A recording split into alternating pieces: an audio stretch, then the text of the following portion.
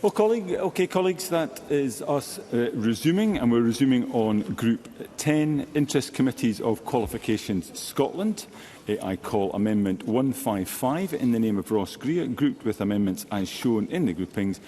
Ross Greer to move Amendment 155 and speak to all amendments in the group. Mr Greer. Thank you, Presiding Officer. I move Amendment 155. It adds a new section to the bill called Reports of Advice to Qualifications Scotland from certain committees. And in effect, what it does is it requires Qualifications Scotland to prepare and publish reports summarising the advice that's been provided by their interest committees, the accreditation committee, and their response to that advice. The first report needs to be published within 12 months of this section coming into force, and each subsequent report must be published within 12 months of the last report. But there is flexibility for that information to be provided more frequently. That's the minimum threshold, but where necessary it should be provided more frequently than that. The purpose of the amendment is to increase accountability and transparency in regard to the advice provided by the committees, how this is fed into Qualifications Scotland's decision-making process, and what the outcomes of it are, rather than it being part of a single annual report. What we want to achieve here is more buy-in from those who have, in good faith, engaged in this process and who want to see why the decisions that Qualifications Scotland has made, on what basis they were made. So Amendments 295 and 303 require Qualifications Scotland to convene meetings between the board and the respective interest committees, that's learners and teachers and practitioners, when that has been reasonably requested by those committees and where the Qualifications Scotland think it's appropriate to do so. So these amendments are designed to further empower the committees and provide that direct line of communication and accountability between the committees and the board. The ultimate intention here is to avoid senior management within the organisation ever acting as a blockage between the interest committees, who will hopefully have full and frank advice to give, and the board of the organisation. We've seen with the SQA a total disconnect between learner panels and the board of the organisation. So this is one mechanism by which we can eliminate that, by giving the committees that option.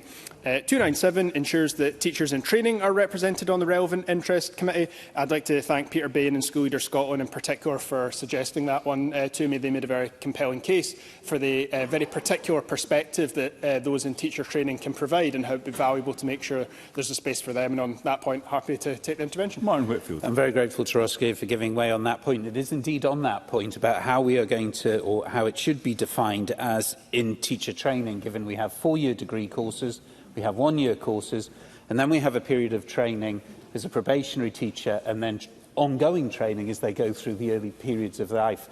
What does the member envisage that to cover with this proposed amendment? Ross Greer. I'm grateful to the intervention. Certainly my intention behind it would be to take as broad a definition as possible, particularly given, as the member mentions, you can have individuals who are in teacher training through the 1-year PGDE route, and what we wouldn't want to see is a very high turnover of individuals in that role. We'd want to give them the opportunity to build up experience and even just confidence in that setting and being able to give their perspective. So certainly what you wouldn't want is a kind of hard cut-off date where those individuals are constantly turning over as part of it. So I would envisage taking a pretty broad approach to the definition of those who are in training to be a teacher. I think that's something that Parliament can continue to scrutinise as we move forward with actually setting up these committees. I was reluctant to define it any more specifically here, in case we inadvertently ended up excluding the kind of individuals that we'd like to see appointed as part of that particular role on the Interest Committee. And I'll finish there, Presiding Officer. Thank you. I call Pam Duncan-Glancy to speak to Amendment 255 and other amendments in the group. Ms Duncan-Glancy. Thank you, Presiding Officer. I begin by moving Amendment 255. It supplies a bill-wide definition of equal opportunities, mirroring the protected characteristics listed in the Equality Act 2010 and adding socio-economic disadvantage and care experience, which evidence tells us still shapes success in education. It also provides a safeguard to protect against the 2020 exam fiasco from happening again. The definition underpins the remaining amendments in this group. Independence comes next. At present, every appointment to an interest committee requires ministerial consultation. Amendments 275, 290, 294 and 300 remove that requirement. Qualifications Scotland should be free to recruit the expertise it needs without political gatekeeping. Parliament will retain oversight through annual reporting. Turning to membership, Amendment 296 establishes a dedicated Parent and Carer Interest Committee. Parents are a child's first educators. Their perspectives deserve its own forum. For the Learner Interest Committee, Amendment 293 instructs Qualifications Scotland to pursue equal opportunities actively and to ensure seats for young people with care experience, those from socio-economically disadvantaged backgrounds and those with education support needs. On the Teacher and Practitioner Committee, Amendment 298 clarifies that registered teachers must be classroom teachers, not managers, or with little contact on the front line. Amendment 299 applies the same equal opportunities duty to that committee, and Amendments 301 and 302 ensure that education trade unions are consulted whenever their professional insight is relevant, which is in practice will be most of the time. Turning to the other amendments in this grouping, while Scottish Labour do not accept that accreditation should be placed within Qualifications Scotland, I recognise the important role of transparent reporting and that would play in developing an internal system of governance, and so I would support Amendment 155 in the name of Mr Greer. These measures do not slow the system, the amendments in my name, they strengthen it. They place decision makers face to face with the realities of disadvantage, additional needs and frontline teaching. Presiding Officer, if interest committees are to be more than a tick box, they must be free from ministerial micromanagement and rich in the diversity of voices that make up Scottish education today. The amendments before the Chamber achieve exactly that, and I invite members to support them. I therefore move Amendment 255 in my name. Thank you. I now call Martin Whitfield to speak to Amendment 291 and other amendments. I'm grateful, Deputy Presiding Officer. And the two amendments in my name, 291, 292, come as a result of what I think we've seen on a number of occasions, which was an amendment at stage 2, formerly Amendment 226, which passed and inserted a new subparagraph that required membership of the Qualifications Scotland Learner Interest Committee to include children and young people, regardless of whether they are undertaking or have recent experience of undertaking a Qualifications Scotland qualification. And the reason for that was, again, the importance of having young people not just at the table, but also part of the decision-making. Unfortunately, due to the journey of the bill during stage 2, it lost its commanding paragraph and now flies around unaided. So, with the assistance of the government, for which I thank them and their drafting teams, I have resubmitted them as 291, 292, which will give them somewhere to live within this bill and survive into legislation if it travels that far. I'm grateful. Thank you. I now call Cabinet Secretary. Presiding Officer, I am grateful to members for setting out the purpose of their amendments. I am supportive of all of Mr Greer's and Mr Whitfield's amendments in this group, and I thank them for their engagement on these provisions since stage 2 concluded. I am also supportive of Ms Duncan Glancy's Amendment 293, which ensures that when members of the Learner Interest Committee are appointed, regard is had to the desirability of including typically underrepresented groups in these kinds of forums. Her amendments 255, 275, 293 and 299 also ensure equal opportunities are encouraged when appointing members to both interest committees, which I also fully support. However, I am not able to support Ms Duncan Glancy's amendments 290, 294 and 300, which are concerned with eliminating any requirement for Scottish ministers to be consulted on the appointment of members to any committees. And I'd like to make clear in this regard that it is only in relation to the 2 interest committees set out in the bill that such a requirement would exist. And I believe it is right that ministers are consulted on the membership of these 2 interest committees. These provisions were originally included as a safeguard to ensure Scottish ministers could have a role in deciding membership, to ensure that range of different voices were on the committee and, in effect, act as an additional control alongside provisions in the bill for Qualifications Scotland to make effective appointments. Given the importance, though, of building trust in the new qualifications organisation and these interest committees being an integral part of doing so, I do believe it's right that we have this safeguard, and I would urge members to resist these amendments. Amendment 296 adds in a requirement for Qualifications Scotland to establish a Parent and Carers Interest Committee. I'm not able to support this because it has always been the Government's position, and I hope the view of all of those in the Chamber, that restoring trust and accountability directly to learners and teachers is the absolute priority for Qualifications Scotland at the beginning of its tenure. That is why the Learner and Teacher Interest Committees should be the initial focus for Qualifications Scotland, and that is why those respective committees are in statute. In practice, there is nothing to stop Qualifications Scotland establishing a Parents and Carers Committee, and in fact it may be something they wish to undertake following embedding the Learner and Teacher Committees. However, I am not of the view that this should be a requirement stipulated in legislation. Yes, happy to do so. Duncan Glancy. I thank the Cabinet Secretary for taking that intervention, but she must recognise that parents and carers too want to advocate for the needs of learners, including children and young people, and that having this interest committee doesn't dilute the fact that there's a learner interest committee or a practitioners interest committee. It just gives parents and carers an opportunity to influence and have their say in the qualifications body too. Cabinet Secretary. I hear the point the member makes. The point I was making is in terms of the chronology of the establishment of Qualifications Scotland. We want that organisation to be resolutely focused on learners and teachers, and I'm not precluding that from happening in the future. There is a way in which that can be established, as I've set out, but I do think the chronology of what comes first is quite important in terms of that resolute focus on learners and teachers in the initial days. Now, Amendment 298 restricts membership of the Teacher and Practitioner Interest Committee, aside from one member of Qualifications Scotland, to just those who teach or have taught in schools or colleges. I'm not able to support this amendment because there are a range of other educational environments and establishments where different types of teacher training provider or practitioners will deliver learning for Qualifications Scotland's qualifications. So, for example, in community settings, it's essential that we do not exclude those practitioners and others from the committee's memberships. And finally, Presiding Officer, I would like to confirm my support for Amendments 301 and 302, which require the Teacher and Practitioner Interest Committee to consult with teaching trade union representatives in every case in which the committee considers that appropriate. I would, of course, expect that to happen in any case, and I thank Ms Duncan Glancy for her amendments in that respect. Thank you. I call Ross Greer to wind up. Press to withdraw Amendment 155. Thank you, Presiding Officer. Just very briefly in winding up, I appreciate Martin Whitfield's metaphor about sections of the bill we'd amended in that were then left flying free and needing to give them somewhere to land. But I omitted to say to him when I was explaining the thinking behind 297 and ensuring that we don't have a high turnover, for example, individuals on a one-year PGDE suddenly finding there's a kind of hard cut-off date just as they've got their feet under the table. That's why in how I've drafted 297, it's not just those who are undertaking, but those who have recent experience of undertaking teacher training, so that we can make sure that we give individuals the opportunity to make a full contribution and that there's a managed transition period, for example, between appointments. And with that, I will press. Thank you. The question is that Amendment 155 be agreed to. Are we all agreed? Yes. That is agreed. I call Amendment 157 in the name of Pam Duncan Glancy, already debated with Amendment 100. Pam Duncan Glancy to move or not move? Not move. That is not moved. I call Amendment 318 in the name of the Cabinet Secretary, already debated with Amendment 100. Cabinet Secretary to move formally. Moved.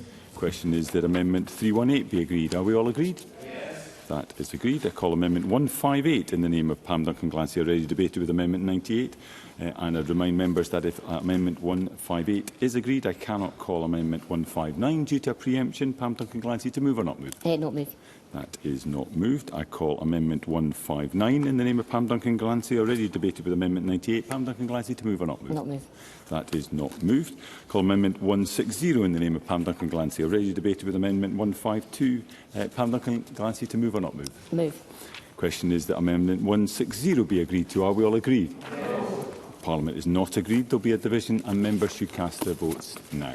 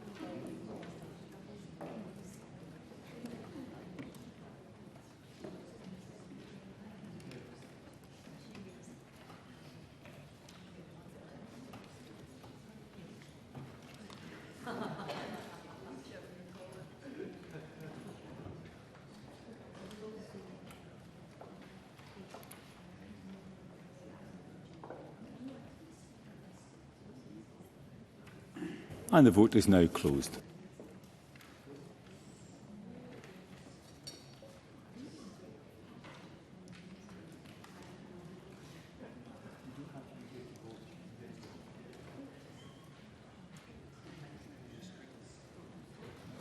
Result of the vote on Amendment 160 in the name of Pam Duncan-Glancy is yes 48, no 69. There were no abstentions. The amendment is therefore not agreed. I call Amendment 161 in the name of Pam Duncan-Glancy, already debated with Amendment 98. I'd remind members that if Amendment 161 is agreed, I can't call Amendment 162 due to preemption. Pam Duncan-Glancy, to move or not move? Not moved. That is not moved. I call Amendment 162 in the name of Pam Duncan-Glancy, already debated with Amendment 98. Pam Duncan-Glancy, to move or not move? Move. Question is that Amendment 162 be agreed to. Are we all agreed? Yes. Parliament is not agreed. There will be a division and members should cast their votes now.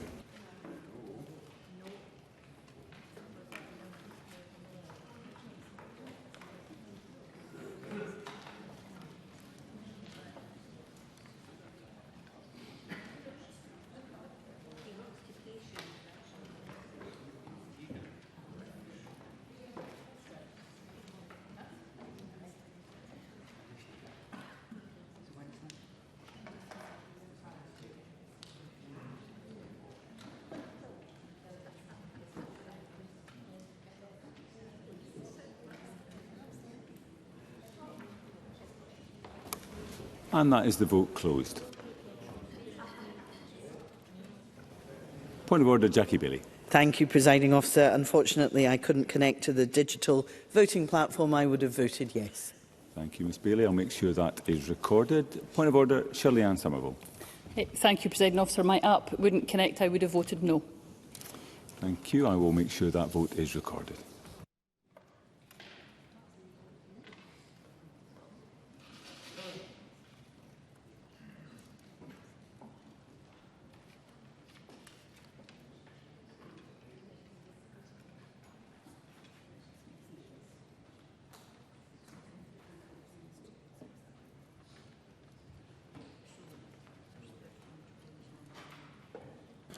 And the result of the vote on Amendment 162 in the name of Pam Duncan-Glancy is yes 47, no 69. There were no abstentions. The amendment is therefore not agreed. Call Amendment 163 in the name of Pam Duncan-Glancy, already debated with Amendment 98. I'd remind members that if Amendment 163 is agreed to, cannot call Amendment 164 due to a preemption. Pam Duncan-Glancy, to move or not move?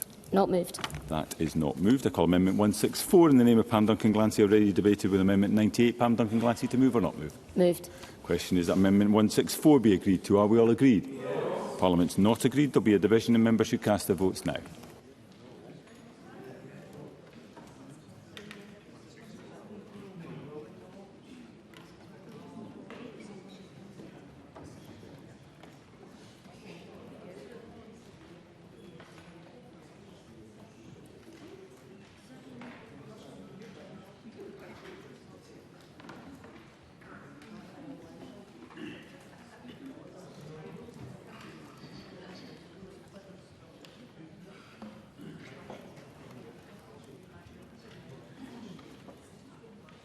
And the vote is now closed.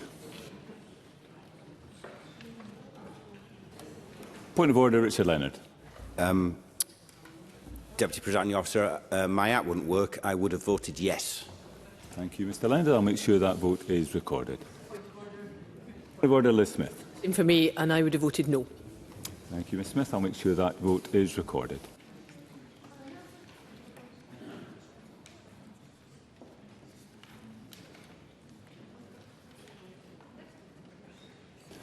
Result of the vote on Amendment 164 in the name of Pam Duncan-Glancy is yes 22, no 96. There were no abstentions. The amendment is therefore not agreed. I call Amendment 165 in the name of Pam Duncan-Glancy, already debated with Amendment 1. Pam Duncan-Glancy, to move or not move? Move.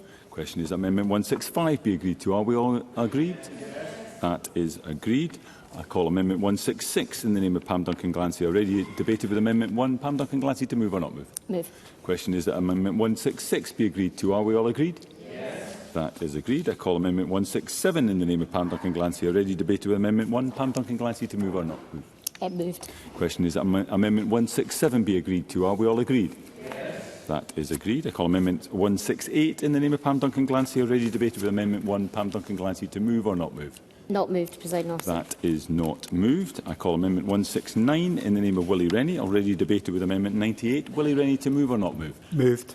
Question is that Amendment 169 be agreed to. Are we all agreed? Yes. Parliament is not agreed. There will be a division and members should cast their votes now.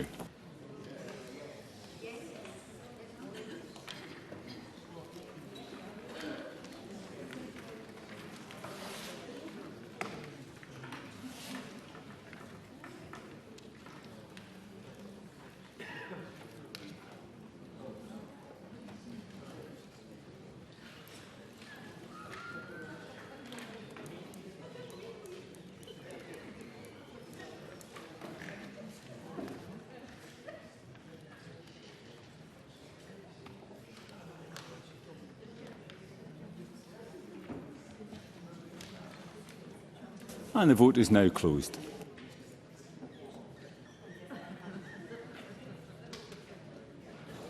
Point of order, Richard Leonard. Sorry, my app wouldn't connect. I would have abstained.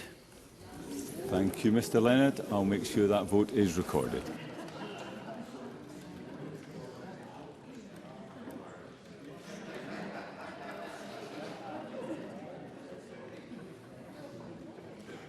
And the result of the vote on amendment number 169 in... I can advise Bill Kidd that your vote has been recorded, and the result of the vote on amendment number 169 in the name of Willie Rennie is yes 96, no 0. There were 22 abstentions. The amendment is therefore agreed. I call amendments 170, 171, 172, 173 and 174, all in the name of Willie Rennie and all previously debated. Invite Willie Rennie to move amendments 170 to 174 en bloc. Moved. Thank you. Does any member object to a single question being put on amendments 170 to 174?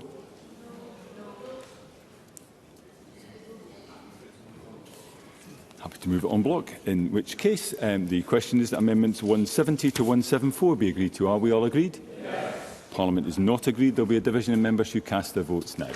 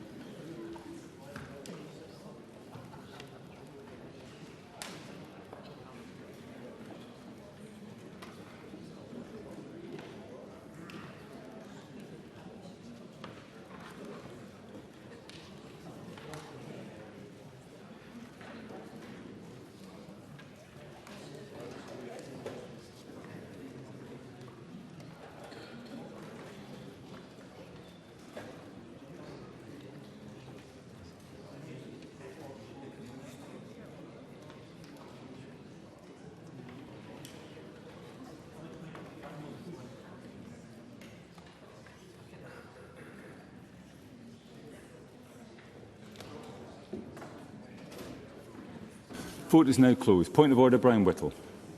Presiding officer, my app wouldn't connect. I would have voted yes. Thank you, Mr Whittle. I'll make sure that vote is recorded.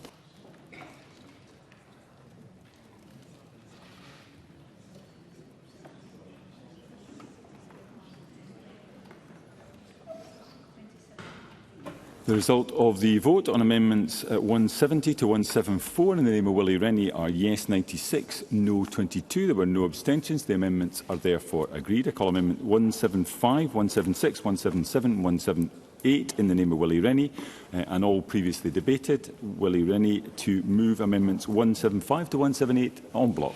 Moved. Ask any member objects to single questions on being put on amendments 175 to 178. No. The question is therefore that amendments 175 to 178 be agreed to. Are we all agreed? Yes. Parliament's not agreed. There will be a division in members who cast their votes now.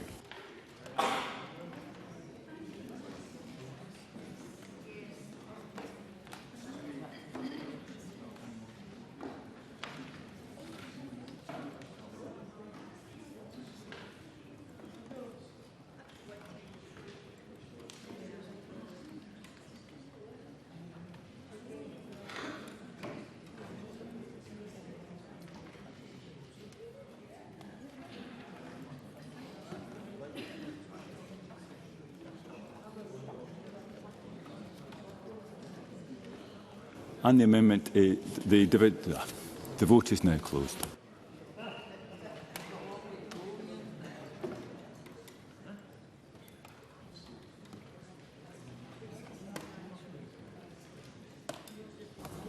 And the result of the vote on amendments 175 to 178 in the name of Willie Rennie is yes 96, no 22. There were no abstentions. The amendments are therefore agreed. I call Amendment 179 in the name of Pam Duncan-Glancy. Already debated with Amendment 98. Pam Duncan-Glancy, to move or not move? Presiding Officer, this is the amendment the Cabinet Secretary inserted at stage 2 by accident and that she undertook to remove at stage 3. And so I will press this amendment to do it on her behalf. So I'll move the amendment. Move the amendment. The question is that Amendment 179 be agreed. Are we all agreed? Yes. Parliament is not agreed. There will be a division and members should cast their votes now.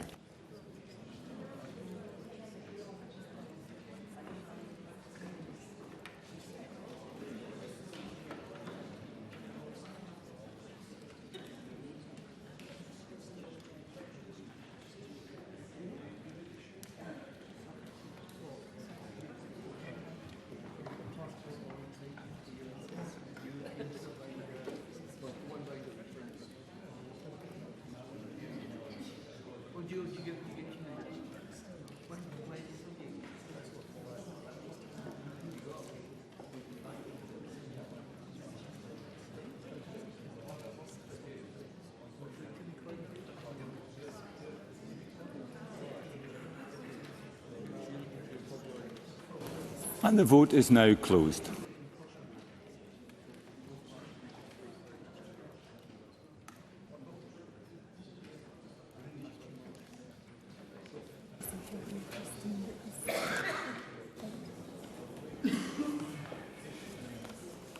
Point of order, Nicholas.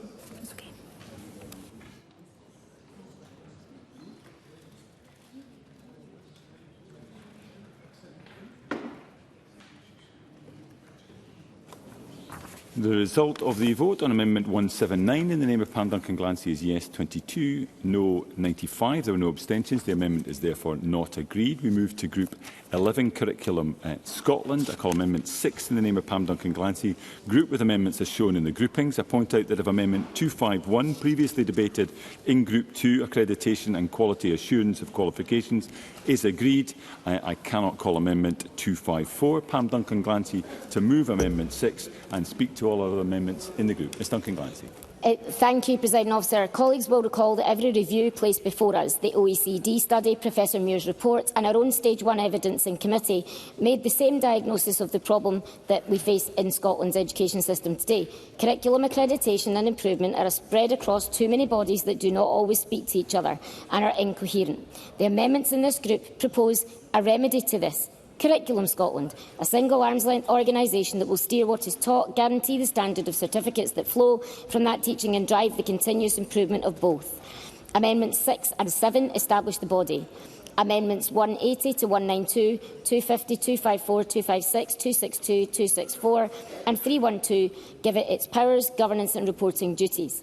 Curriculum Scotland would develop the national curriculum, ensuring that what a child learns in primary school links coherently to the knowledge and skills they are interested in and indeed they need in the workplace and in secondary schools, accredit and regulate qualifications, separating those functions from the awarding body, whilst keeping them alongside the curriculum experts who understand what is taught in classrooms. So this was a key opportunity and is a key opportunity for Parliament to find to set up the curriculum body, deliver on what those studies and experts suggested and pull it out of the SQA as we've already debated, needs to happen.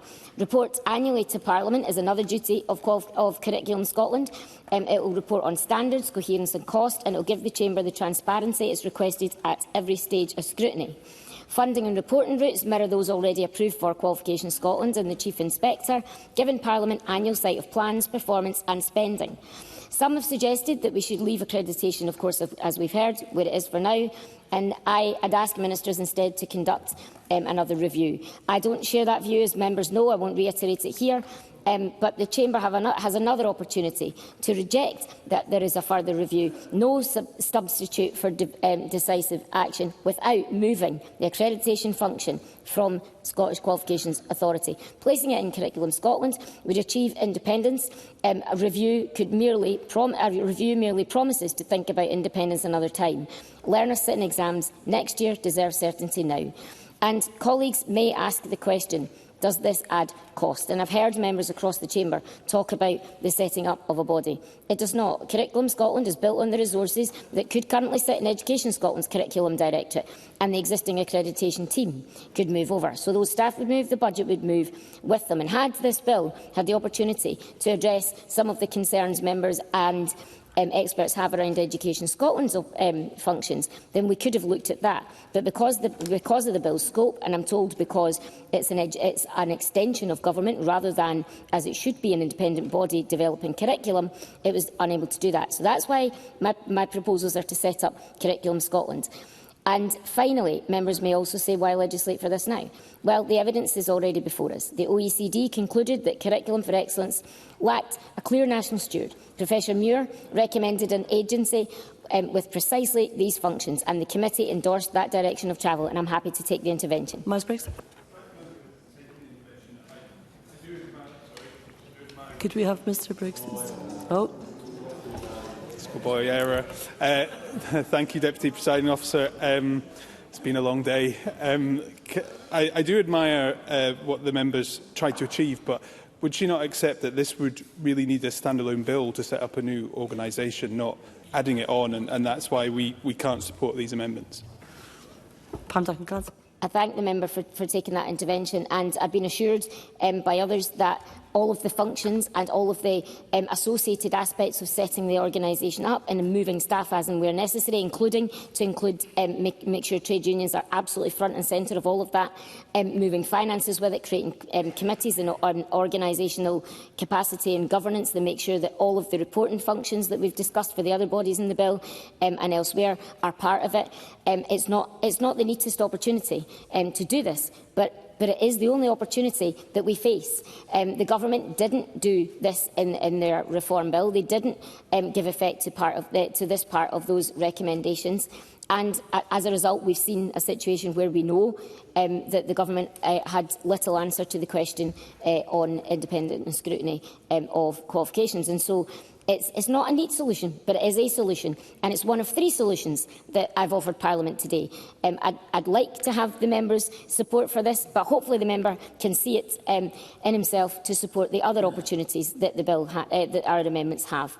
Presiding Officer, Parliament can either commission another study of a problem that everyone already recognises, or it can solve that problem tonight by supporting amendments in my name that give effect to some of the other aspects of education reform that the government haven't sought to address, and deliver independence for scrutiny for the accreditation and regulation of qualifications. I therefore move Amendment 6 and invite members to support the full package of amendments in my name. Thank you. I now call Stephen Kerr. I'm sorry to disappoint Pam Duncan-Glancy, but I really rise to speak against her amendments because while I understand fully what her intentions are, I don't think this is the right way to go about creating yet another public body in Scotland. I have every sympathy for where she's coming from in relation to Education Scotland, because I think that I'm one of many people in this chamber who question the value of everything that Education Scotland is supposed to be doing, but which isn't doing. So I want to acknowledge the sincerity of the intention behind the proposals, but it's a goal. The idea of bringing coherence, purpose, greater accountability to curriculum governance, these are all worthy things. These are goals that I can share, but I have to say clearly that creating an additional statutory body I don't think is the right solution, because we've been warned, and she alludes to this, we've been warned repeatedly by credible independent voices that the landscape of national agencies in Scottish education is already too cluttered, too confusing and too inefficient. And Professor Ken Muir, in his report, issued a stark warning. He said Scotland has a high number of national bodies with specific interests in components of the education system, where comparable nations may have only 1 or 2 organisations. Scotland has many more with what are perceived to be overlapping roles and responsibilities. And he went on to say that students, parents and carers sometimes also perceive the current qualifications environment as being cluttered with competing qualifications and organisations across multiple levels. And I think we've got to take Professor Muir's report at face value, and we've got to take his warning seriously. I think more bodies would probably mean more complexity, more risk of duplication, confusion and bureaucracy. The OECD, interestingly, in 2021, in their report, talked about curriculum for excellence and said, in relation to the landscape in Scottish education, it's highly complex and at times lacking in clarity and coherence. And then it warned, creating new institutions risks compounding the complexity unless roles are very clearly articulated and coordinated. So I think the creation of such a body, although I understand the motives and applaud the intention to create such a body at stage 3 of a bill, as I would suggest, not particularly sound. It should have been something that was considered long ago, and then it would have been appropriate for us to have properly looked at the proposal. Thank you, Mr Kerr. I now call the Cabinet Secretary. I thank Ms Duncan Glancy for explaining the purpose of her amendments, Presiding Officer. My decision to refocus Education Scotland, which I announced to Parliament via GIQ in June of last year, was a fundamental step in realising the shared ambition in relation to education reform. The curriculum improvement cycle, as members will know, is also already underway, with Education Scotland successfully leading that work with the teaching profession. And when considering these amendments, I am thoughtful about the principle of legislating only when necessary, and I ask members to keep that at the forefront of their minds when voting on these amendments. Ms Duncan Glancy's amendments would establish a new body corporate called Curriculum Scotland, set out its functions, which, as discussed in Group 2, would also include accreditation and regulation, and require the transfer of Education Scotland staff and property to it. And while I appreciate the intention behind these amendments, I cannot support them. I do not believe there are sufficient advantages to establishing a new standalone curriculum body in legislation and the expense that will incur when we already have a National Education Agency being refocused on curriculum improvement and supporting implementation across the system. Thank you, Cabinet Secretary. I call on Pam Duncan Clancy to wind up and to press or withdraw Amendment 6. I thank thank you, Presiding Officer, and I understand the sentiment of members across the chamber. And it is not something that I have taken lightly. It's not a decision that I've taken lightly at all. And we understand on these benches the implications of suggesting that there is another body to be set up. But I would remind the chamber that the reason that I'm doing this is not because we think another body should be set up, but because the body that does exist could be reformed in such a way that gives it independence from government, which Ken Muir did suggest was an appropriate thing to do in terms of the curriculum and the body that leads that curriculum in Scotland. And that in so doing, we could move staff and resources to a body that had the independence of government to be able to deliver the curriculum that young people across Scotland need, and at the same time provide an opportunity to find somewhere for accreditation to sit still within the education landscape but out of the Scottish Qualifications Authority. At stage 2 and throughout this debate, the Cabinet Secretary has said herself a few times that if she had the money, creating another body might have been what she wanted. But that, I don't think, is a reason to completely reject the importance and the potential benefit that we could get from doing so. I will reassure members that I will press the First Amendment in this, but if it doesn't pass, then I will not be pressing all of the others, so I won't keep us here all night discussing each and every other amendment on Curriculum Scotland. And I remind members that there will be 2 other options for accreditation further in discussions. And on that note, I press Amendment 6 in my name. Thank you. Thank you. The question is that Amendment 6 be agreed to. Are we all agreed? Yes. If Parliament is not agreed, there will be a division. Members should cast their vote now.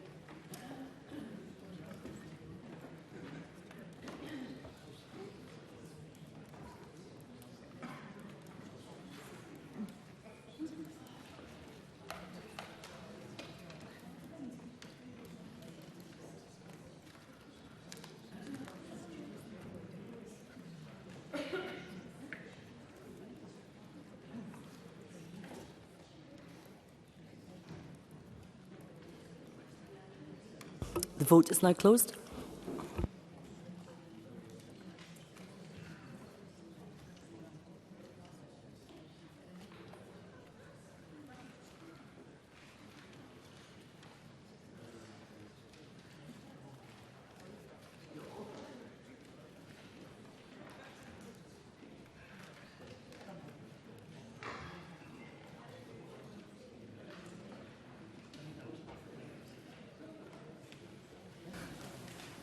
Thank you. The result of the vote on amendment number 6 in the name of Pam Duncan Clancy is yes 22, no 94. There were no abstentions. The amendment is therefore not agreed. I now call amendments 7, 8, 9, 10, 180, 181, 182, 183, 184, 185, 186, 187, 188, 189, 190, 191 and 192, all in the name of Pam Duncan Clancy and all previously debated. And I invite Pam Duncan Clancy to move amendments 7 to 10 and 180 to 192 en bloc. Not moved. Not moved. Therefore, on the basis that Pam Duncan Clancy has indicated she will not be moving amendments 7 to 10 and 180 to 192, it would be helpful if any member who wishes to move any of the amendments 7 to 10 and 180 to 192 could indicate now.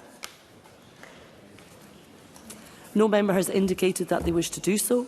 I therefore intend to read out the amendment numbers and confirm that they are not moved. I will do so at a pace that would allow any member to call out at the relevant point that they wish to move the amendment. So I confirm for the record that the following amendments in the name of Pam Duncan Clancy are not moved. Amendments 7, 8, 9, 10, 180, 181, 182, 183, 184, 185, 186, 187, 188, 189, 190, 191 and 192. I now call Amendment 193 in the name of Douglas Ross, already debated with Amendment 98. Douglas Ross, to move or not move? Move, Presiding Officer. Moved. The question is that Amendment 193 be agreed to. Are we all agreed? No. The Parliament is not agreed. There will be a division and members should cast their vote now.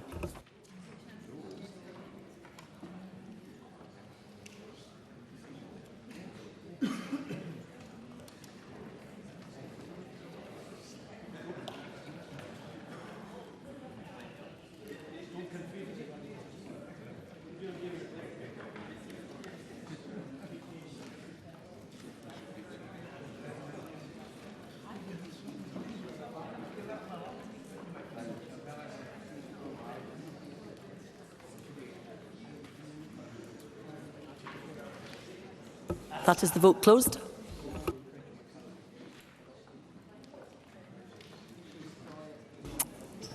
Point of order, Pam Duncan Clancy. My app didn't look like it had refreshed. It says I didn't vote, but I think I did and I voted yes. Thank you. Your vote will be recorded. Thank you.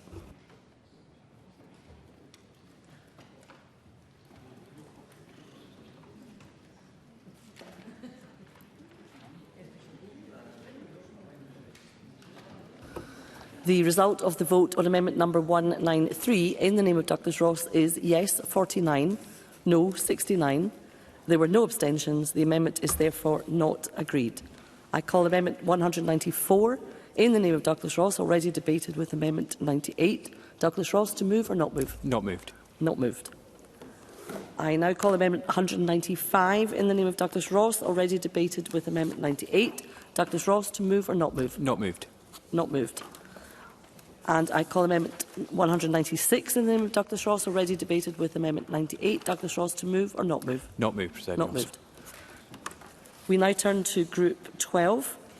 on independence of the Chief Inspector. I call Amendment 11 in the name of Stephen Kerr, grouped with amendments as shown in the groupings. I draw members' attention to the procedural information in relation to these amendments as set out in the groupings, and I call on Stephen Kerr to move Amendment 11 and speak to all amendments in the group. Thank you, Presiding Officer. This group contains over 40 amendments, and while I will not take the Chamber through each of them line by line, I can sense how disappointed you all are. Maybe I'll change my mind then, if you're so disappointed. I believe it is essential to set out clearly the principles that underpin these amendments. These amendments go to the very heart of one of the most important issues in Scottish education and in this legislation, namely the independence of the Chief Inspector of Education. At stage 2, my colleague Sue Webber, MSP, rightly brought forward many of these proposals. At stage 3, I'm bringing them back because I believe the cause of genuine accountability, rigorous scrutiny and institutional integrity demands nothing less. This is not administrative housekeeping. This is a matter of democratic integrity. These amendments go to the heart of the constitutional architecture that underpins trust, scrutiny and accountability in public life. And while I will not read out the number of each amendment, I will speak to the cohesive vision that they are intended to deliver. We are all aware of the need for a cultural transformation in Scottish education, but cultural change needs structural support, and no structure matters more than the one charged with shining a light on how our schools are performing. Let me be clear, in no mature parliamentary democracy should the executive be able to direct, suppress or amend the findings of its own inspectorate. That is not scrutiny. That is subordination. It is not accountability. It is capture. So let me quote the Muir report once again. Quote, "A new inspectorate body must be independent of government and be able to evaluate performance across the education system without political interference. Credibility, integrity and trust are dependent on such independence." That is what Ken Muir wrote in his report. Now, this isn't a nice-to-have, it's a constitutional necessity. The Chief Inspector must not be a creature of government. The office must be immune from ministerial direction and clearly accountable to Parliament, not to ministers. The independence of the Inspectorate is not an optional extra, it's a constitutional necessity. We do not allow ministers to audit Scotland's findings. We do not permit them to dictate the conclusions of the Scottish Information Commissioner. And we must not let them control the Chief Inspector of Education. The role must be recast as an independent statutory office holder, reporting directly to Parliament and protected from political interference. The bill, as introduced, contains a fatal flaw. While it creates a new Chief Inspector, it retains too many mechanisms of ministerial control, powers over appointment, over remit, over publication, over referral, even the ability to grant or deny entry into a home during inspection. And the public has noticed. In recent years, inspection reports have been sanitised, delayed or quietly buried. Teachers know this. Teachers know this. Parents suspect it. Everyone understands that the Inspectorate has become too close to government, too cautious, too curated. After COVID-19, when robust independent scrutiny was most needed, it was conspicuously absent. Reports minimised the scale of learning loss and downplayed the extent of behavioural decline. That is not what the public expects of independent evaluation. When scrutiny becomes service and challenge becomes choreography, we all lose. This suite of amendments delivers the clarity and constitutional strength we require. Of course. First Minister. I'm grateful to Mr Kerr for giving way. I wonder if Mr Kerr would provide Parliament with the evidence to substantiate the comments he's currently making. Stephen Kerr. Very happy to do that. in the form of a very simple fact, and that is many of our schools weren't even inspected, some for over a decade. What this is about is creating an independent inspectorate that is prepared to take on the difficult and challenging task of speaking truth to power. Amendments 11 to 16 and 90, 93, 94 transfer key powers of appointment and oversight from ministers to the Parliamentary Corporation, ensuring that the Chief Inspector is not beholden to government patronage. That is consistent with the principles applied to other independent office holders, such as the Auditor General. Amendment 89 removes the legal ambiguity that renders the Inspector's independence meaningless. That clause, stating that the role is subject to any contrary provision in this or any other enactment, is a loophole large enough to drive a ministerial motorcade through. And it must go. That clause undermines the entire purpose of statutory independence. By removing it, we establish that independence is not conditional, it is foundational. Amendments 20 and 23 eliminate residual clauses allowing ministerial direction of how the Chief Inspector carries out their functions. Some would ask, should ministers not have any role? And the answer clearly is yes, they should. But that role must be defined as influence, not control. And Amendment 21 preserves the ability for ministers to request inspections when concerns are raised, but it leaves the decision where it belongs, with the independent judgment of the Chief Inspector. That is the balance we need. Amendment 21 recognises that Scottish ministers may receive serious concerns about specific schools. It allows them to request an inspection, but critically, it does not oblige the Chief Inspector to act on that request. That balance is important. Ministers may raise the alarm, but only the Chief Inspector should decide whether to act. That keeps the operational judgment where it belongs, independent of political interference. Amendment 31 removes the Bill's definition of accepted establishments, which currently excludes colleges and teacher training institutions from inspection. That exclusion makes no sense if we are to adopt a coherent system of oversight across all parts of our education system. Amendment 32 removes the power of Scottish ministers to modify definitions of what the Chief Inspector may inspect. These powers, if left in, would allow ministers to quietly limit or expand the Inspector's remit at will, and that is a recipe for opaque policy making, not transparent accountability. And ministers may think, well, this doesn't apply to us, we wouldn't behave in such an unseemly way, but we're creating legislation that's supposed to last and to stand the test of time, and to stand the changes of government that inevitably are coming our way. Amendments 33 and 34 make clear that the Chief Inspector reports to a committee of the Scottish Parliament with education in its remit. This is essential. Parliament, not ministers, must be the ultimate recipient of inspection findings. Amendment 36 enhances the Chief Inspector's inspection plan by requiring it sets out the frequency of inspections across all relevant educational settings, creating certainty and transparency. And there are several amendments, 43, 44, 49, 50, 54 to 57, that remove requirements for reports, plans or actions to be submitted to or approved by the Scottish ministers. For example, Amendments 55 and 56 remove the need to obtain ministerial permission before entering dwellings during inspections. I referenced that. Amendment 57 deletes section 46, which allows referrals to ministers for necessary improvements. Those are the words. Again, a function that should be independent. Amendment 58 sets out clearly when the Chief Inspector may issue reports, identifying the action is required by a school or authority, triggering a statutory requirement for follow-up. Amendment 63 defines relevant person for those actions as the education authority or managers of the grant-aided school. This legal clarity ensures accountability is always directed to the correct party, not to ministers.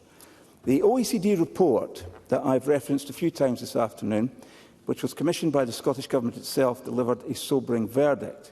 On page 126, the OECD concluded, quote, "The Inspectorate is currently part of Education Scotland.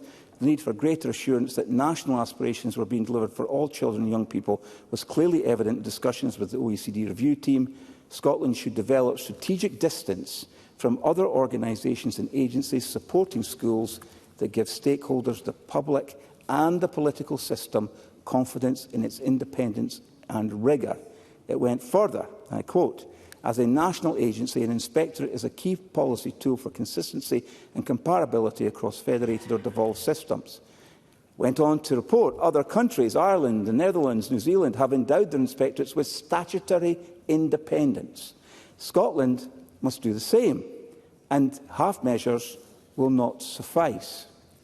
I think we need to be honest in our conversations. Many of us, I'm sure, meet regularly with teachers, and too many teachers have lost faith in the system because they felt inspection was too cosy with government and too far removed from professional realities.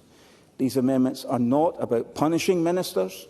They are about building confidence. They are about making sure that scrutiny is real, not symbolic. They are about ensuring that if something is going wrong in a school, the Chief Inspector can say so without fear or favour and without asking for permission. Presiding Officer, to leave the bill unamended is to leave ambiguity in place, and ambiguity is where complacency takes root. The lesson of Education Scotland is that proximity to power blunts scrutiny. We must not repeat that mistake. The amendments in this group do not weaken democracy, they seek to strengthen it. They uphold the principle that while ministers govern, it is Parliament that scrutinises, and the Chief Inspector must be an instrument of that scrutiny, not a subordinate arm of government. Trust in public institutions begins with how they are structured. These amendments bring structure, independence and clarity to a role that has been for far too long clouded by compromise. We cannot legislate for trust, but we can legislate for independence, for integrity, for scrutiny that answers not to ministers but to the Scottish Parliament. Support these amendments. Let's make inspection in Scotland not only credible but constitutionally sound. I urge ministers across the chamber to support this full package of amendments and, in doing so, to affirm that independence is not optional, it is essential. Thank you, Mr Kerr.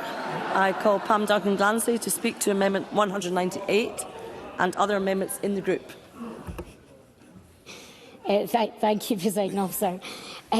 For an inspectorate to command confidence, it must not only be independent in law but adequately resourced in practice. And Amendment 198, I think, secures that practical independence. At present, the bill leaves the total number of inspectors wholly at the discretion of ministers.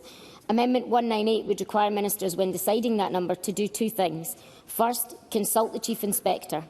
And secondly, take account of the workload set out in the Chief Inspector's own annual inspection plan. That means staffing will follow need, not convenience. The principle mirrors the evidence we heard at Stage 1 and in Professor Moore's review. If an inspectorate is to provide rigorous assurance and credible improvement advice, it must have capacity aligned to its programme of work, rather than to a headcount fixed in advance. The duty created by Amendment 198 is modest. It obliges ministers to listen and consider, not to rubber stamp, but it is a safeguard. It prevents a scenario in which the inspectorate's statutory plan says one thing, while its people power, set elsewhere, makes delivering that plan impossible. There are a number of amendments in this group in the name of Mr Kerr, and my colleague Martin Whitfield will speak further to these amendments. But for various reasons, we are unable to support all of them.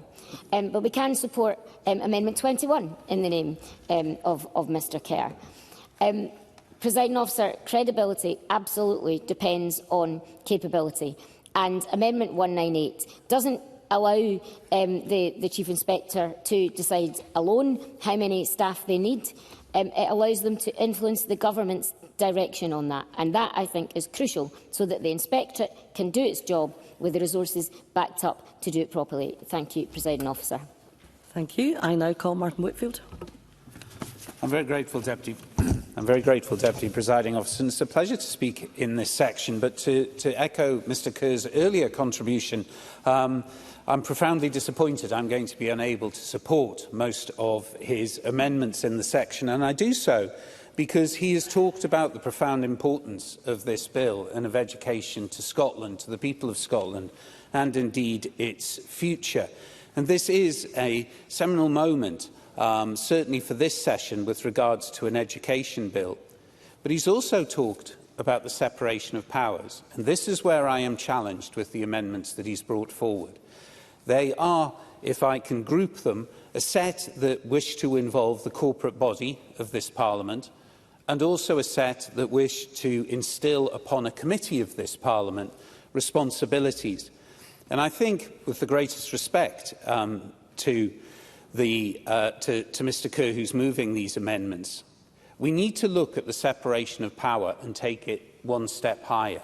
I have no challenge with the independence of various inspectors, departments and organisations that sit within the remit of education, but I do question the route that he is taking for that independence. Because if we can go back to 1748 and the very recent words of Montesquieu, that when legislative and executive powers are united in the same person or the same body, there can be no liberty. There is no liberty if the powers of judging is not separated from the legislature and the executive. There would be an end to everything if the same man or same body were to exercise those three powers. And questioning the gender wording of a quote from so long ago, if you bring into the legislature the responsibility to govern and oversee, which I am deeply afraid your amendments go too far and incur and place a responsibility on those committees, we fundamentally challenge the purpose of this place, which the member has spoken on a number of occasions about the obligation to oversee, to review, to hold to account. If we are going to do that in this Parliament, then this Parliament is not the place to govern elements of education. It is the place to hold the executive to account in their responsibility to the people of Scotland, and in particular the young people of Scotland, to have an education system that is fit for the purpose it is intended, to give all of us a better future. I'm grateful, Deputy Presiding Officer. 2 minutes. Thank you. Mr Brookfield, I call the Cabinet Secretary. Presiding Officer, I set out at stage 2 that the model for the Chief Inspector, as provided for in the bill as drafted, follows previous successful models for other HM inspectorates in Scotland. Now, Mr Kerr's amendments 11 to 16, 33, 34, 90, 93 and 94, 49, 50, 54 and 89 in this group seek to replace that model with one where ministers have no role and the Chief Inspector is instead supported by the Scottish Parliament's corporate body. And in imposing that approach, I am very mindful of the recommendation made by the Finance and Public Administration Committee regarding the need for a moratorium on SPCB-supported bodies. That position has now been powerfully reinforced by the report by the SPCB-supported Bodies Landscape Review Committee just last week. Now, in addition, Mr Kerr's proposed model would not allow, as the model proposed in the bill does, HM Inspectors of Education to continue to be civil servants, one of Professor Kenmure's key recommendations. Now, that would bring the significant implications associated with transferring staff out of the civil service, including for their terms and conditions of employment, and I therefore cannot support these amendments. Turning to Mr Kerr's other amendments in this group, as members will be aware, ministers have statutory duties that they must fulfil relating to education, including the duty to endeavour to secure improvement in the quality of school education. Now, I believe that many of the amendments proposed by Mr Kerr are inappropriate, as they would prevent or significantly hinder the ability of ministers to fulfil those duties. So I would urge members to resist Mr Kerr's amendments 20 and 21 on ministers being able to secure inspection, 43 and 44 on the inspection plan, 57 to 73 on removing ministers' role in enforcement directions, 95 which looks to remove the ministerial power to appoint someone to deputise for the Chief Inspector, and 23 on the ministerial power to specify the frequency of inspection. Now, moving on to his amendments 31, 32 and 36, these would remove the definition of accepted establishment from the bill. Now, as we rehearsed at stage 2, that is problematic because, taken together, that would routinely bring post-16 further education colleges and the higher education institutions that deliver accredited initial teacher education within the scope of the Chief Inspector's duty to secure inspection. This would cause potential duplication and confusion because it would cut across the statutory roles of both the SFC and the GTCS, and I would therefore encourage members to also resist those amendments. Now, with regards to Mr Kerr's amendments 55 and 56 on the power of entry, I understand that the member's intention here is to remove ministerial influence over the inspectorate. He is also, no doubt inadvertently, removing a safeguard which applies before an inspector may enter a person's private dwelling. So I would strongly encourage members to resist those amendments. Turning to Ms Duncan Glancy's Amendment 198, this seeks to restrict the ability of ministers to determine the number of inspectors to be appointed. It does so, however, in a way that introduces a level of ambiguity. So, for example, it's not clear what the formulation in consultation with means, rather than the more usual following consultation with. This might be taken to suggest that agreement from both is required. Furthermore, the recruitment of inspectors would be linked to what is set out in the inspection plan. This would prevent the recruitment of inspectors from taking place in advance of a new inspection plan being agreed, even when a draft plan has received unanimous support. Now, I'm sure that members will agree that this would not be a desirable outcome, and I think it is important that ministers should be able to respond to the staffing needs of the inspectorate. And on that basis, I cannot support this amendment, and I would ask members to reject it. Thank you, Cabinet Secretary. I now call Stephen Kerr to wind up and to press or withdraw Amendment 11. Well, first of all, Deputy Presiding Officer, I'm grateful to all who have contributed, obviously, to the debate on this grouping.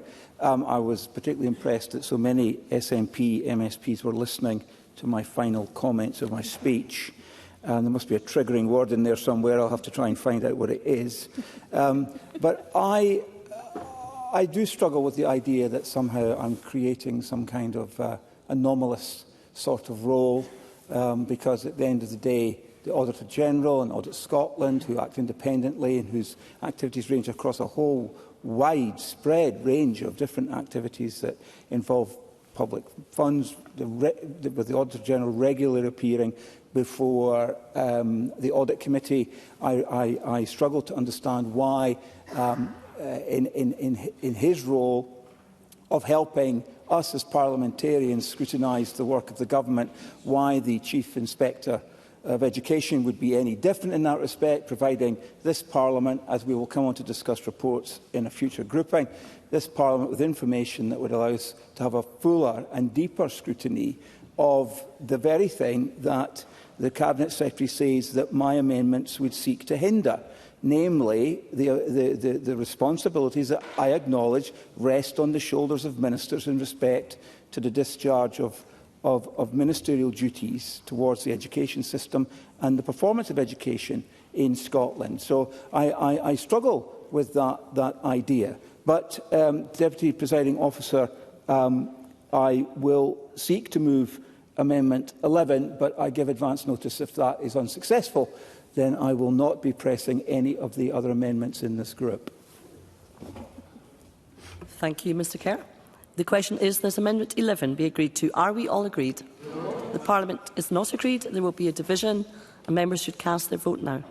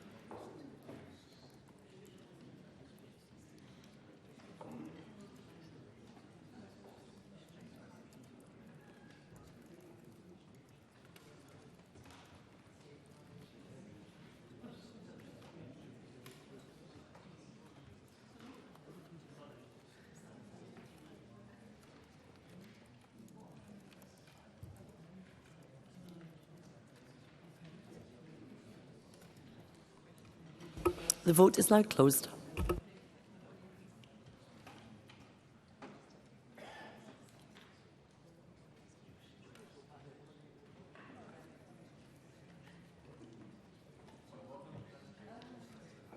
Point of order, Jamie Hepburn. I'm afraid I cannot tell if my vote's gone through, but I would have voted no.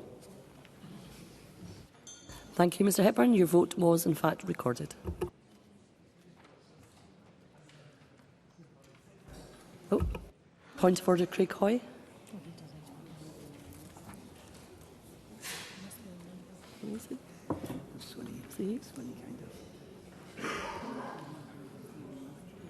Apologies, Deputy Presiding Officer, my app is frozen. I would have voted yes. Thank you, Mr Hoy. Your vote will be recorded. So, yes.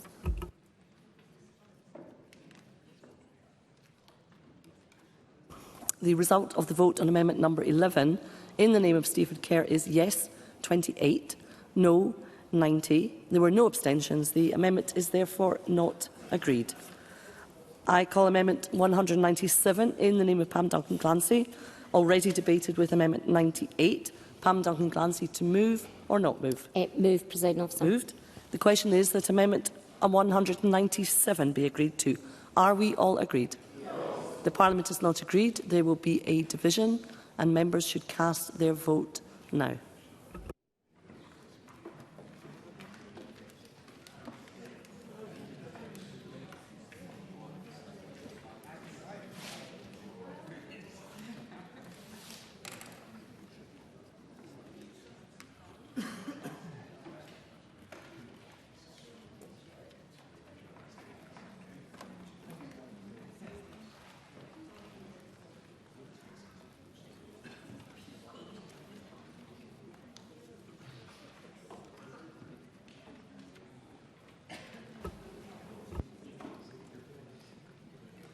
The vote is now closed.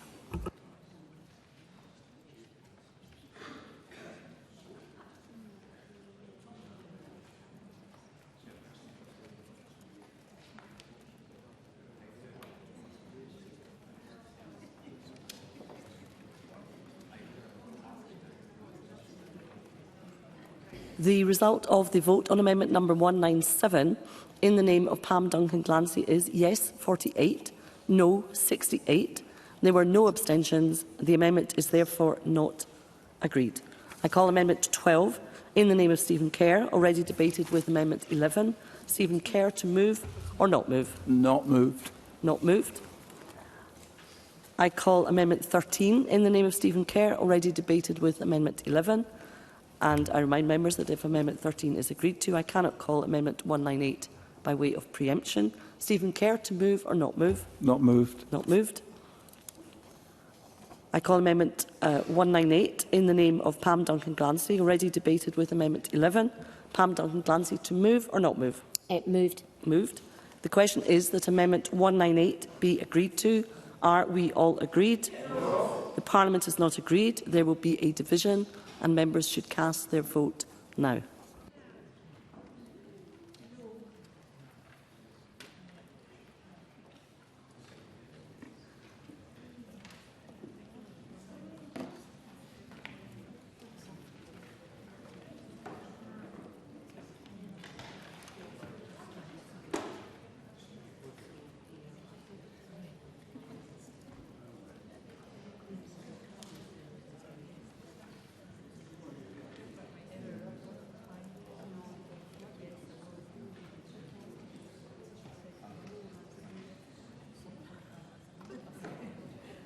The vote is now closed.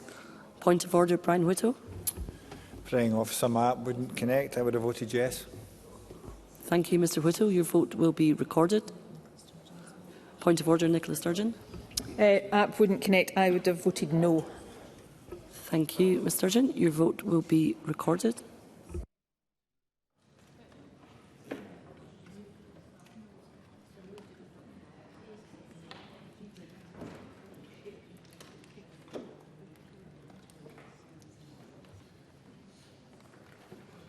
The result of the vote on amendment number 198 in the name of Pam Duncan-Glancy is yes 49, no 68.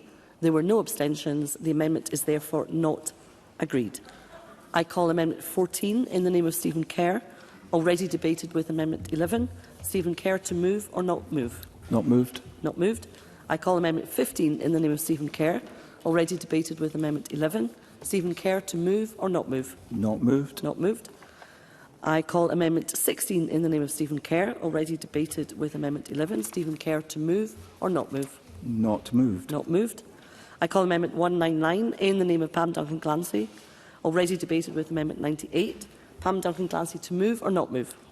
Not move, Presiding Officer. Not moved.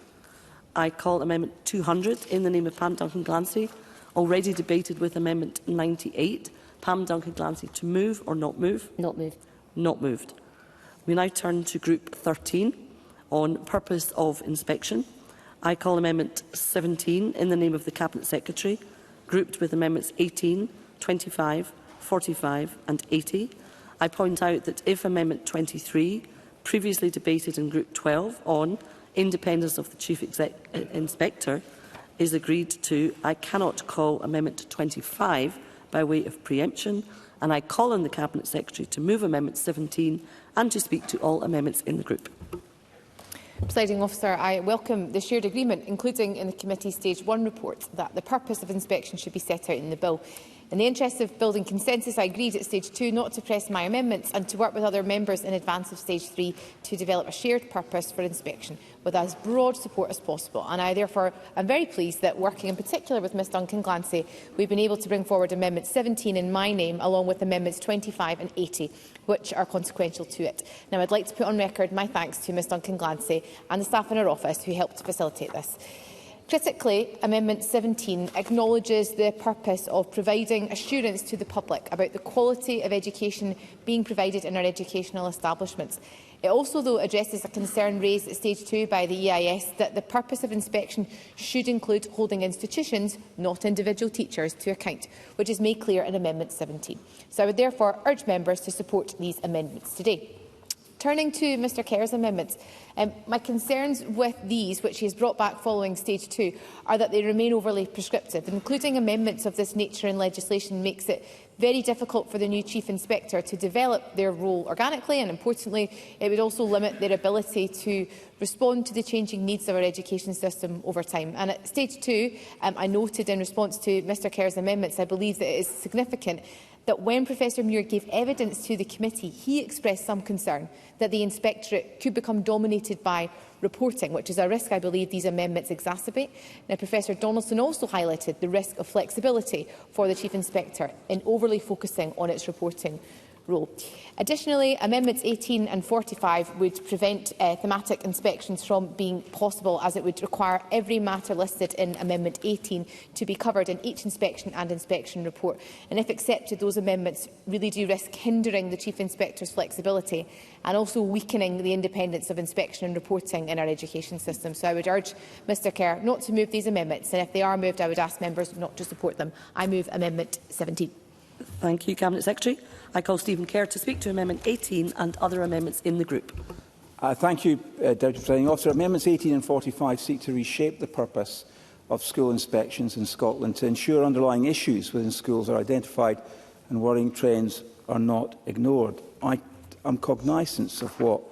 take cognizance of what the Cabinet Secretary has said about an overburden of reporting, but I believe that I need to take the time, I apologise, to make the case for why these issues require to be called out and appear on the face of the bill as areas for inspection, because these amendments don't create unnecessary bureaucracy or abstraction, but rather root the process in the realities of modern Scottish education.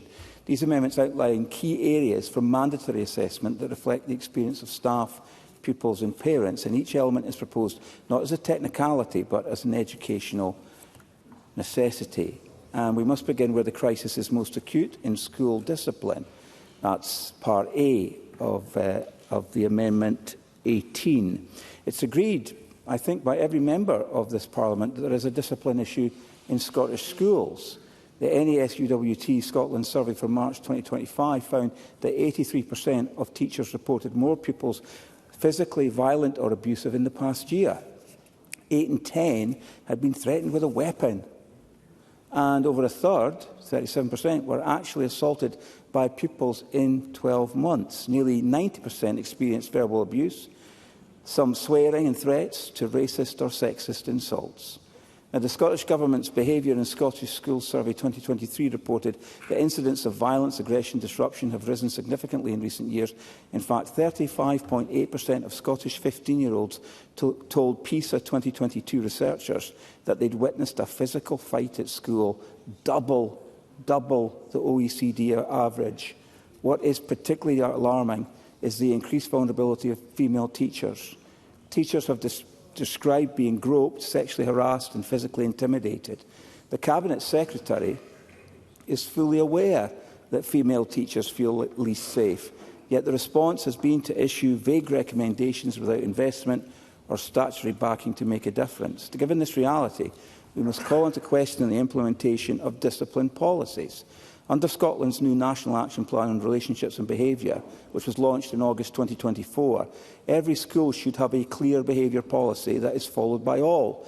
However, the NASUWT found 1 in 5 teachers could not confirm their school even had a behaviour policy, and of those who did, only 6% said it was always enforced.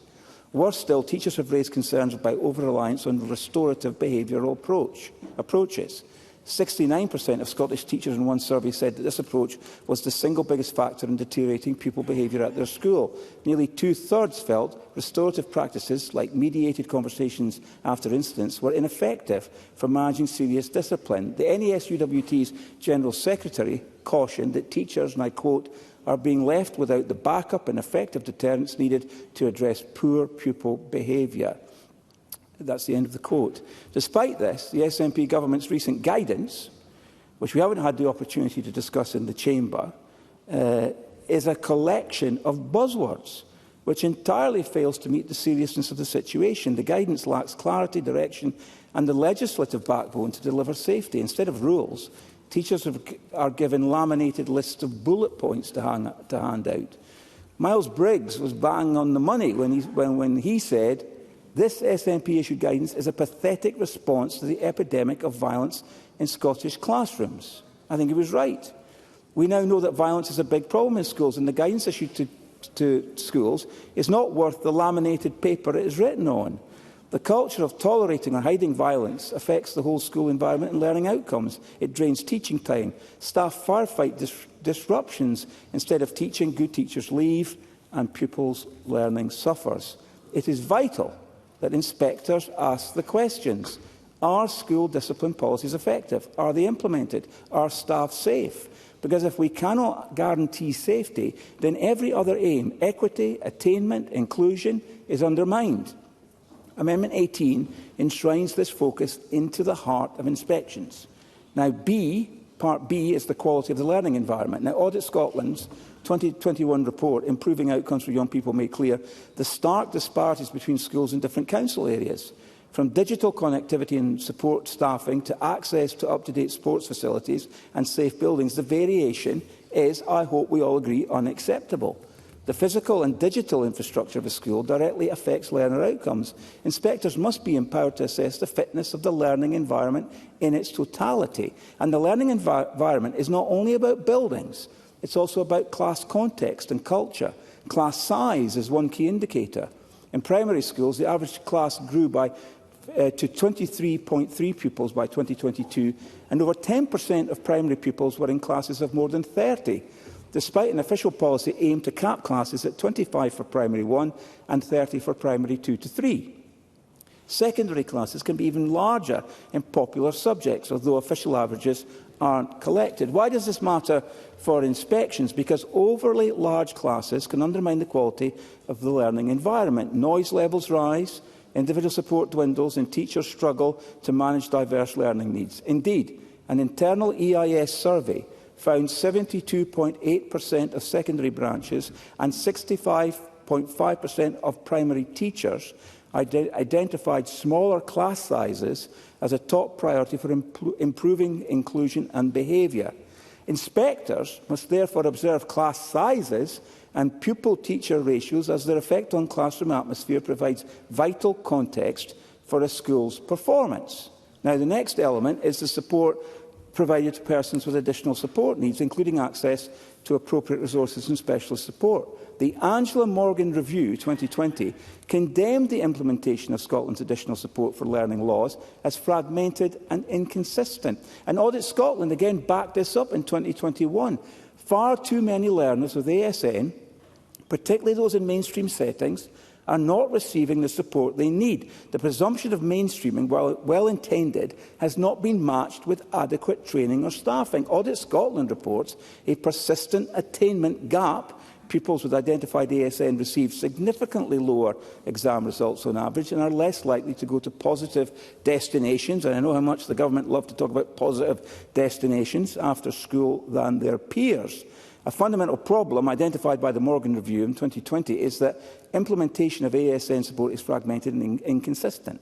In practice, this can mean ASN provision differs wildly by council or school. A child might flourish in one school with good support, but a similar child elsewhere might struggle without it. The Morgan Review concluded that many aspects of the system need improvement, from staff training to resources and coordination. These findings were accepted by the Scottish Government, which developed an ASN action plan, but progress has been slow. By late 2024, only 40 of 76 recommended actions had been completed. This context makes it critical that inspections rigorously examine how each school supports ASN learners. Frontline testimony from teachers and families suggests an ongoing ASN support crisis. The SSTA has warned of a system not built to meet pupils' needs. And the SSTA President, Stuart Hunter, said in 2025, earlier this year, ASN staff are overwhelmed and the system is breaking. This leaves class teachers trying to juggle full teaching loads plus the role of learning support. We cannot continue to have a policy where children with complex needs are placed in classrooms without the means to support them and then leave it to teachers to manage the consequences. Inspections must ask, are ASN pupils being supported in practice, not just in theory? Now I come to the next element, which is the morale and well-being of teachers and staff. And I'm sorry I'm taking so long to spell this out, but the importance of each of these elements in this amendment needs to be illustrated, because the morale and mental health of teachers and school staff are not soft issues. They directly influence teaching quality and pupil experience. When staff are demoralised or burnt out, absenteeism rises and continuity suffers, and it becomes harder to retain good teachers, leading to shortages. Unfortunately, multiple surveys since 2018 indicate worsening stress and well-being among Scotland's teachers. Even before the pandemic, an EIS survey in 2019 found only 33% of teachers felt generally satisfied in their job. And by 2021, an EIS health and well-being survey of over 16,000 teachers painted a grim picture. Over 70% of respondents said they felt stressed frequently or all the time, and fully 50% rated their well-being at work as poor or very poor. In 2022 to 23, Scottish teachers took 383,000 sick days, the highest number in over a decade, while data compiled by the Improvement Service showed stress is now the #1 cause of teacher absence across Scotland. The Improvement Service warned this trend is expected to worsen in coming years if nothing changes. So, this is the importance of including this element in the inspection. Are staff protected? Are they listened to? Are they being treated with professional dignity? The next element is to do with the number of teachers and staff in the establishment that can meet the needs of persons undertaking a qualification in that establishment.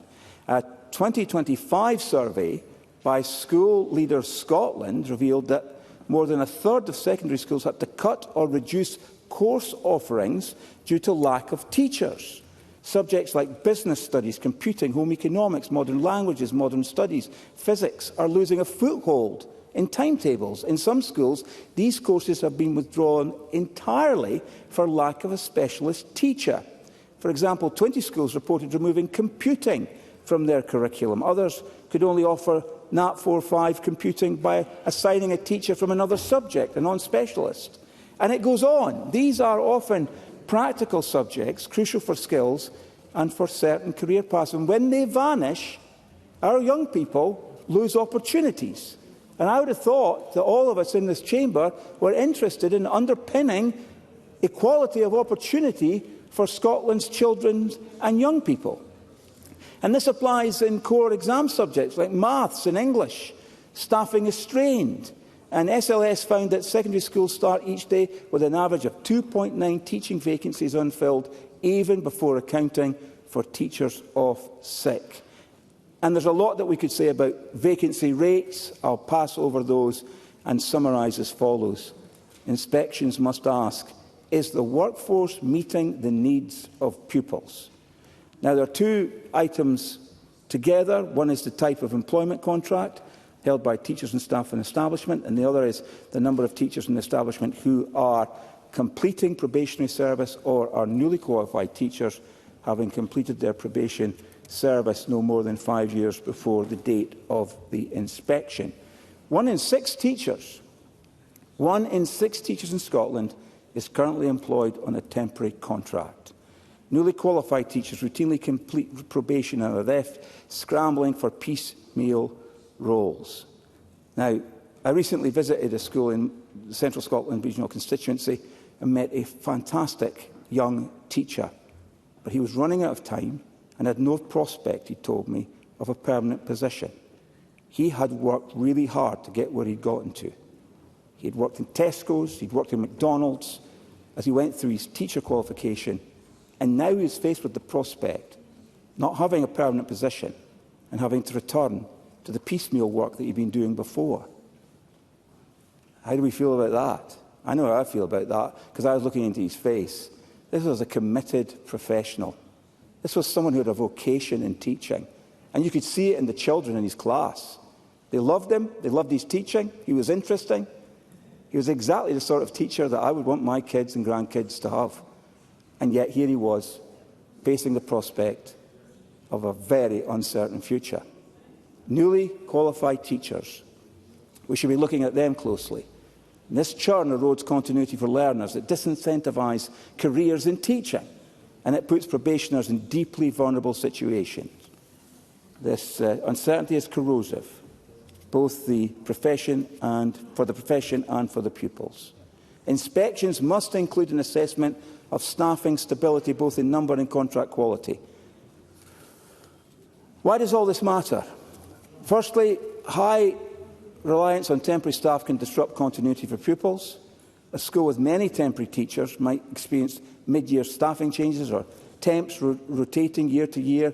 And as the EIS has argued, you can't maintain consistently high quality learning if a significant chunk of your staff are effectively visiting teachers with no job security. And I'm also mindful of the teachers themselves.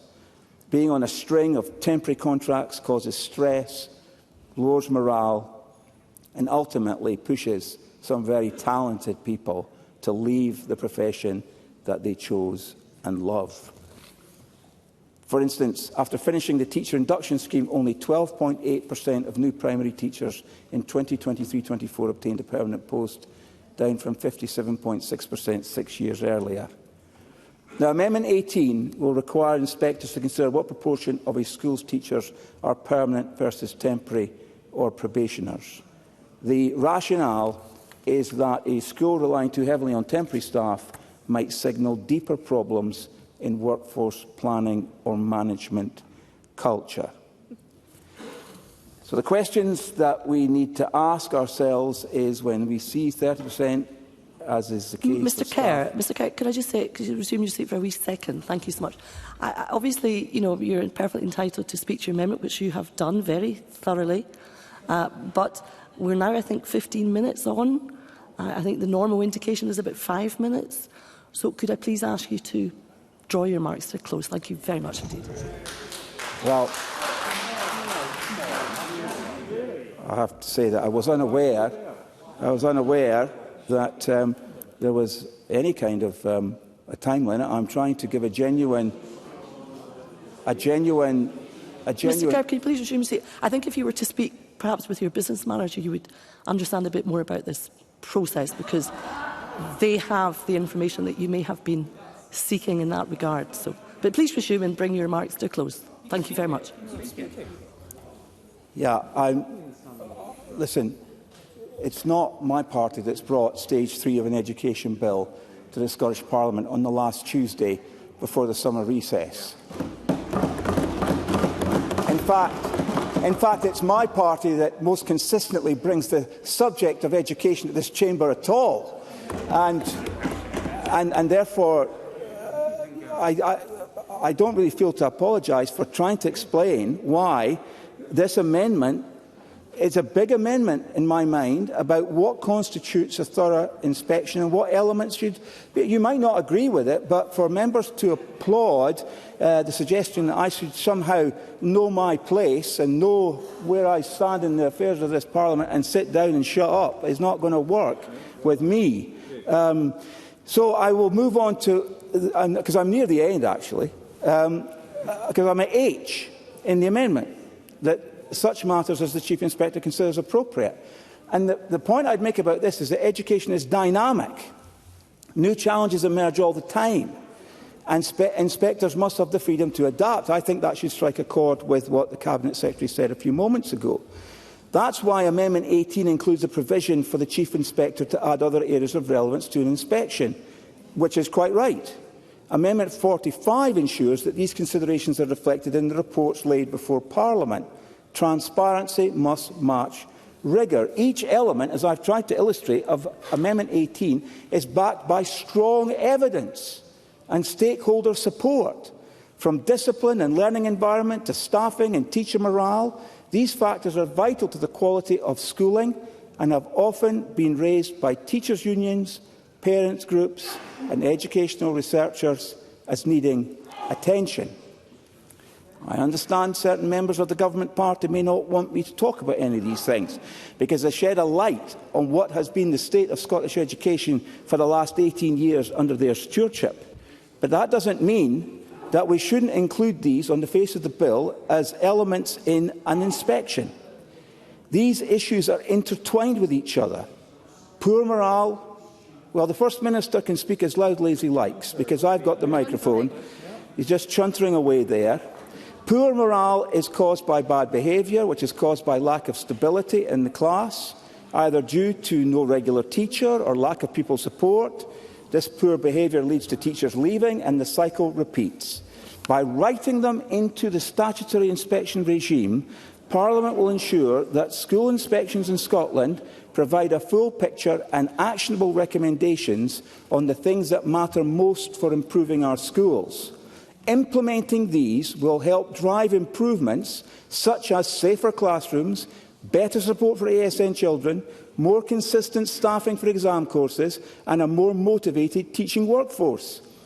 These are exactly the outcomes a Stage 3 parliamentary speech should highlight, underlining that Amendment 18 is a well-founded and crucial step towards delivering excellence and equity in Scottish education. This is not tokenism. These are elements of fact grounded in truth. And we affirm that education cannot flourish in denial. And we affirm that schools, staff and learners deserve an inspection system that asks the right questions, demands the right standards and helps every school improve. I urge colleagues across the chamber to support these amendments and restore both purpose and integrity to school inspection in Scotland. I now call Pam Duncan-Glancy.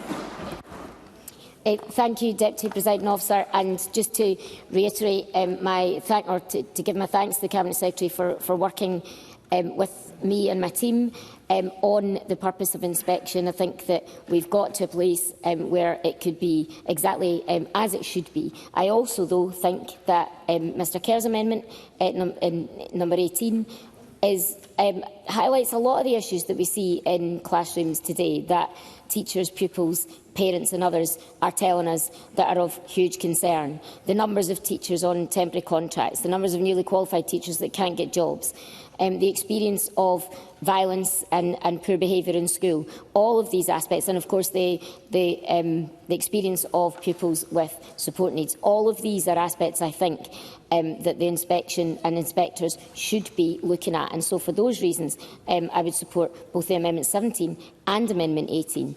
I think that together they're a good group of amendments, and I would encourage Parliament to support both. Thank you. I would advise members that they will note that we have now passed the agreed time limit for the debate on this group to finish. And I would advise members that, in fact, I exercised my power under Rule 9.8.4a, open brackets, small c, close brackets, to allow the debate on this group to continue beyond the limit in order to get to the end of it. And I call the Cabinet Secretary to wind up. Cabinet Secretary. Presiding Officer, I'm very grateful again to Ms Duncan Glancy and her office for working with me and officials in relation to Amendment 17 and in relation to Mr Kerr. I would again urge him not to move his amendments in this group and instead support the amendments in my name. Thank you, Cabinet Secretary. The question is that Amendment 17 be agreed to. Are we all agreed? Yes. The Parliament is agreed. I now call Amendment 18 in the name of Stephen Kerr, already debated with Amendment 17. Stephen Kerr to move or not move? Moved. Moved. The question is that Amendment 18 be agreed to. Are we all agreed? No. The Parliament is not agreed. There will be a division and members should cast their vote now.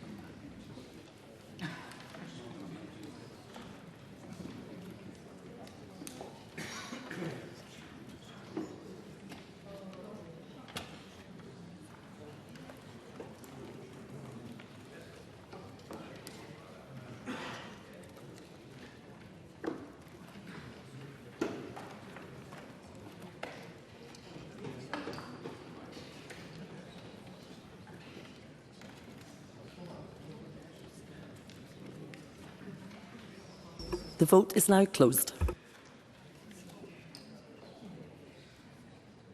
Point of order, Brian Whittle. Sorry, Presiding Officer, my app wouldn't connect again. I would have voted yes. Thank you, Mr Whittle. Your vote will be recorded.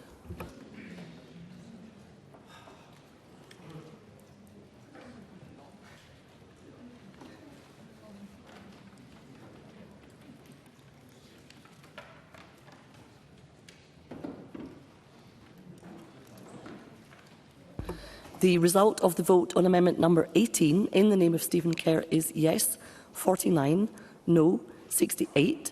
There were no abstentions. The amendment is therefore not agreed. And could I just take this opportunity of correcting the record as regards the result of the vote on amendment number 198 in the name of Pam Duncan Glancy, already dealt with. In fact, the result is as follows: yes, 49, no, 69. There were no abstentions, and the amendment is therefore not agreed, and the correction, of course, does not change the result of the vote as intimated previously. I now turn to Group 14, Frequency of Inspection. I call Amendment 19 in the name of Stephen Kerr, grouped with amendments as shown in the groupings. I draw members' attention to the procedural information in relation to these amendments as set out in the groupings, and I call on Stephen Kerr to move Amendment 19 and to speak to all amendments in the group. Mr Kerr. Deputy Presiding Officer, the amendments I bring forward in this group, Amendments 19 and 22, are rooted in one fundamental principle: that every learner in Scotland, regardless of postcode or background, has the right to attend a school that is rigorously and transparently inspected. That is not a radical demand. It is a basic requirement of quality assurance in any high-functioning public service. Audit Scotland, in its 2021 report, Improving Outcomes for Young People Through School Education, highlighted a fundamental weakness in the Scottish education system, that there is no statutory requirement for cyclical school inspections. Instead, Scotland operates a risk-based model that inspects only a small sample of schools annually, just 1.6% of all schools in 2021-22, which means that some schools, as I mentioned earlier to the intervention, in response to the intervention from the First Minister, some schools in Scotland have not been inspected in over a decade. This is not a theoretical concern, it is a reality. It means that parents are left without reliable information about the performance of their child's school. It means that head teachers may go an entire career without receiving external professional challenge. It means that schools can drift unintentionally but measurably away from excellence without anyone noticing until it is too late. And Amendments 19 and 22 would address this directly by requiring that each educational authority establishment is inspected at least once every 4 years. I believe this is reasonable and proportionate and achievable. And it brings Scotland into line with our neighbours, because across Europe, statutory inspection cycles are the norm. According to the EU Commission's 2015 report, A Continuum of Approaches to School Inspections Across Europe, which was commissioned from the Dublin City University, most countries operating within a 3 to 5 year inspection window. England, Ofsted, inspects state-funded schools on a 4-year cycle for schools previously rated good or outstanding. Wales is just outside this average, operating a 6-year inspection cycle, supplemented by annual self-evaluation reporting. Ireland, a multi-year rolling inspection programme applies, with schools typically inspected every 3 to 5 years. The Netherlands uses differentiated inspection cycles but guarantees inspections at least once every 4 years, even for high-performing schools. However, in Scotland, half our schools haven't been inspected for a very long time, and Scottish education used to be and should be the gold standard, and now we can't even seem to inspect our schools on a regular basis. And why does this matter?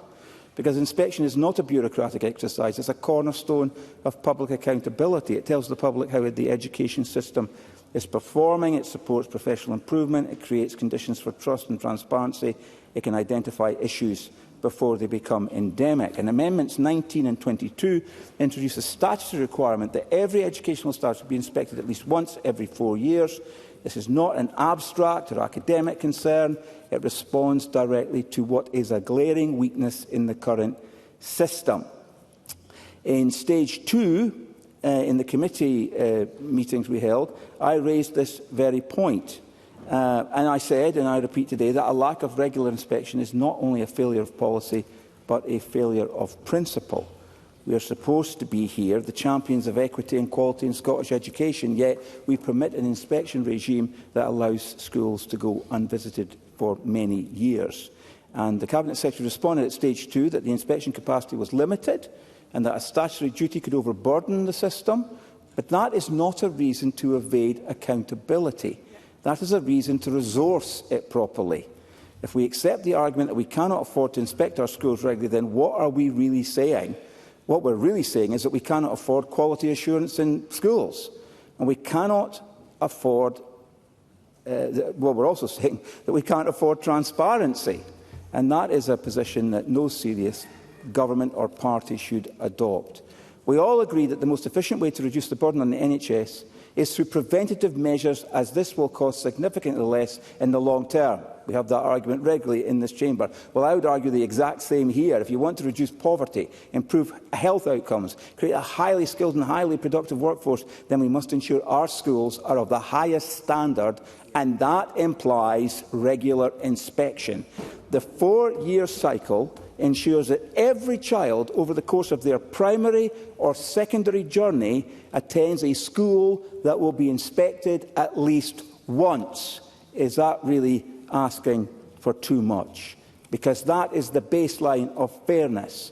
It also provides schools with a predictable timeline, no more speculation about when inspection might arrive, no more operating under a cloud of uncertainty. It professionalises the process and strengthens public trust, and also, I would argue, the trust of school leaders and their staff.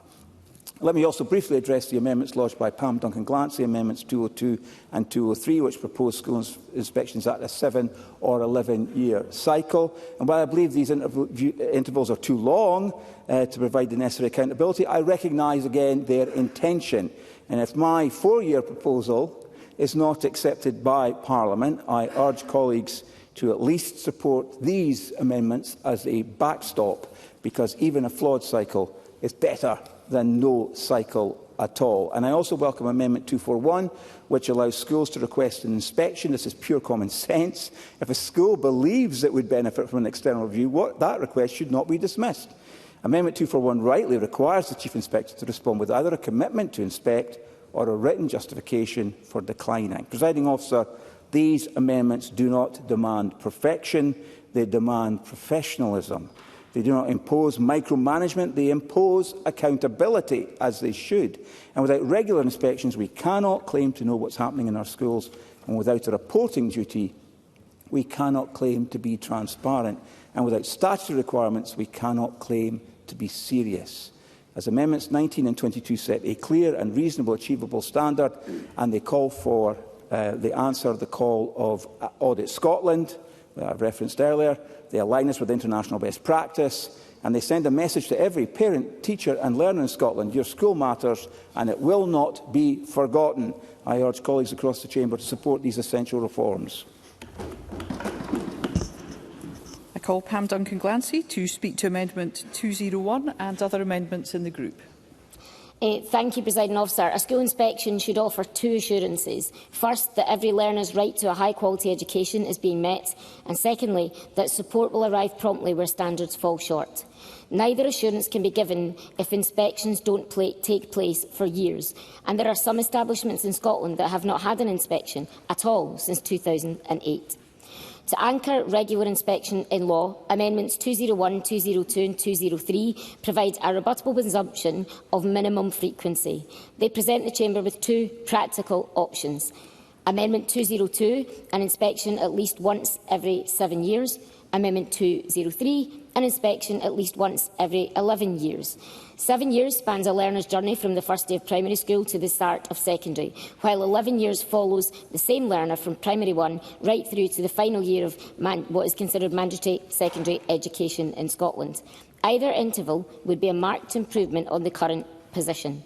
I emphasise that these frequencies, of course, are a floor, not a ceiling, and that they could be amended and we could have them more frequently. That's why we would support the Cabinet Secretary's amendments 24, 26, 27 and 28, which would empower ministers to, by the affirmative parliamentary procedure, affirmative thus unlikely to go back, to slide back on 7 or 11, but the affirmative parliamentary procedure to vary the specified interval by regulation should the opportunity arise and it be considered necessary that establishments would be inspected more frequently. Our amendments, I think, are stronger because they ensure a specific time in legislation and that no school waits indefinitely for external scrutiny. But nonetheless, there is the backstop, as you might call it, of the Cabinet Secretary's amendments. Regular cycles, however, are only part of the picture. Amendments 229 and 230 in my name require the Chief Inspector, in the published inspection plan, to set out a transparent, risk-based model which can be used to identify where additional or earlier visits may be necessary. That ensures resources follow need, not timetable. And that is something that, when we spoke to teachers and school leaders, they felt that that was really important, that they could have the ability to identify where they could seek improvement and seek help. And that's why Amendments 229 and 230, I think, are also important amendments. And finally, Amendment 341 gives educational establishments the right to request an inspection, even if it is not otherwise due that particular year. Stage 1 committee said that a fresh external view can be Stage 1 committee report said that a fresh external review can be invaluable when a school has already begun its own improvement journey. This amendment makes that professional discretion possible. It also requires engagement with the local authority for that purpose, so that both the local authority and the school understand that a request for inspection would be useful for the school and that they can make it together to the inspectorate. With these measures, baseline frequency, a risk-based overlay and the option for schools to call in an inspection when they judge it to be helpful, we move from an inspection regime that is sporadic and opaque, and that, in its sporadic and opaque nature, can also deliver fear into the staff that work in schools, which is not what inspection should deliver. So these amendments, I think, move us from an inspection regime that's sporadic and opaque to one that's predictable, responsive and supportive. That is exactly the sort of independent inspectorate regime that we need in Scotland. And therefore, I move Amendment 201 and I support Amendments 202, 203 and commend amendments 229, 230 and 341 in the other members' names, and I confirm that Scottish Labour will support the Cabinet Secretary's amendments as well. Thank you, Presiding Officer. Thank you. And I call the Cabinet Secretary to speak to Amendment 24 and other amendments in the group. Presiding Officer, the frequency of inspection, and in particular our schools, is a really important topic, and we discussed this at length during Stage 2. Now, at Stage 2, Mr Kerr proposed that all schools should be inspected at least every 3 years, which would have seen the inspector undertaking about 800 inspections per year. His amendments 19 and 22 would now require such inspections to occur every 4 years, as we have heard, and given that there are around 250 school inspections per year, we would still need to significantly increase the resourcing of inspection to achieve the approximately 600 inspections per year, which those amendments would require. But arguably, even more importantly, would be the system impacts. Now, inspectors generally come from head teacher or deputy head teacher roles, so the implications of suddenly recruiting many more of those individuals for their schools and pupils would be very challenging. Now, Ms Duncan Glancy also proposes in her amendments 201, 202 and 203 that we include a minimum frequency of inspection on the face of the bill, offering alternatives of 7 or 11 years, as we have heard. The fact that we are offered, though, today 3 different minimum frequencies underscores a fundamental problem with this approach. What are the criteria or rationale on which we are to judge whether a minimum of 4, 7 or 11 years is optimal for our schools? So that is why my own amendments 24, 26, 27 and 28 set out a process by which ministers must engage fully with the education system and, following that careful consideration, set out to Parliament what is believed to be the optimum minimum frequency for school inspection. Amendment 28. Yes, I will. I thank the Cabinet Secretary. I thank the Cabinet Secretary for taking the intervention.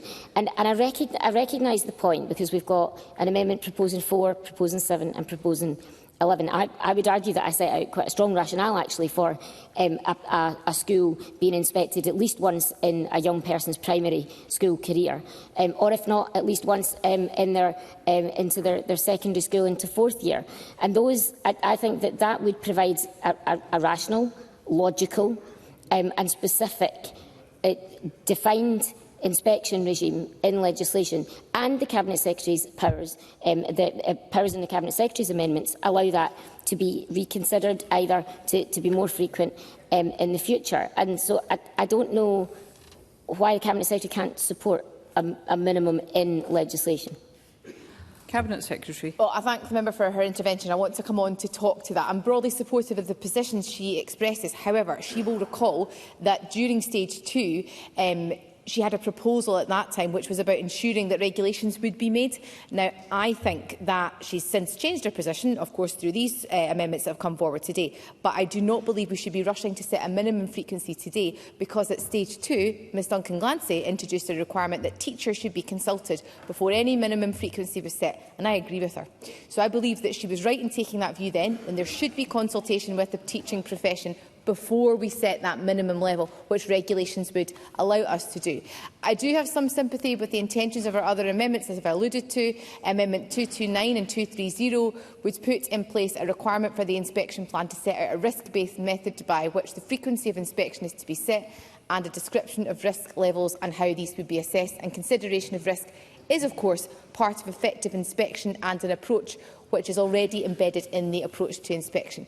But this might inadvertently give the impression that inspections are only initiated when there are perceived to be problems, which could risk skewing the overall picture of the education system that inspections can only obtain. So it also risks building that rigidity into inspection additionally. Those amendments would also take away the current provision requiring the inspection plan to set out the frequency which different types of establishment would be inspected, and I'm sure members will agree that that would be an unsatisfactory result, and I'm happy to give way. Pam Duncan-Glancy. I thank the Cabinet Secretary for giving way, and actually those timescales and the need to have timescales in legislation has been tested with teachers, school leaders, inspectors and others across the country, because I do understand the importance of doing that consultation, and I have done that and consider the due diligence that the Cabinet Secretary might expect. I also don't take. Would the Cabinet Secretary accept then that, or accept in addition, that saying that the risk-based approach is more concerning or punitive? Surely the Cabinet Secretary can also see that the risk-based approach and the approach where schools can invite the inspection to support improvement, to support their continued improvement cycle, reaches the balance that would give schools the necessary control and power over the times that inspections come, as well as the inspector having the right resources and powers that they have in order to ensure there's enough inspections going on at regular intervals. I thank Ms Duncan-Glancy for her intervention. I don't agree with that in relation to the purpose of inspection. I think it would skew the purpose of inspection, as I've just set out. And in relation to the amendment she's brought forward today, there are now 3 options in front of Parliament this evening in relation to the cycle that would be applied to the inspections as set out by the Chief Inspector.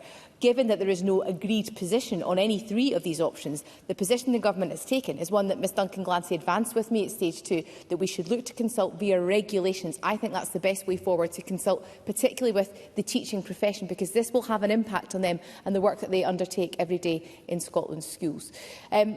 I've previously set out, Presiding Officer, I'm not able to support Amendments 229 and 230, and I think we should leave those matters to the good and independent judgment of the Chief Inspector. I would also remind members that the draft inspection plan will be subject to scrutiny and consultation. It will need to be laid before Parliament prior to approval, at which point members will have the opportunity to provide representations and challenge on such matters.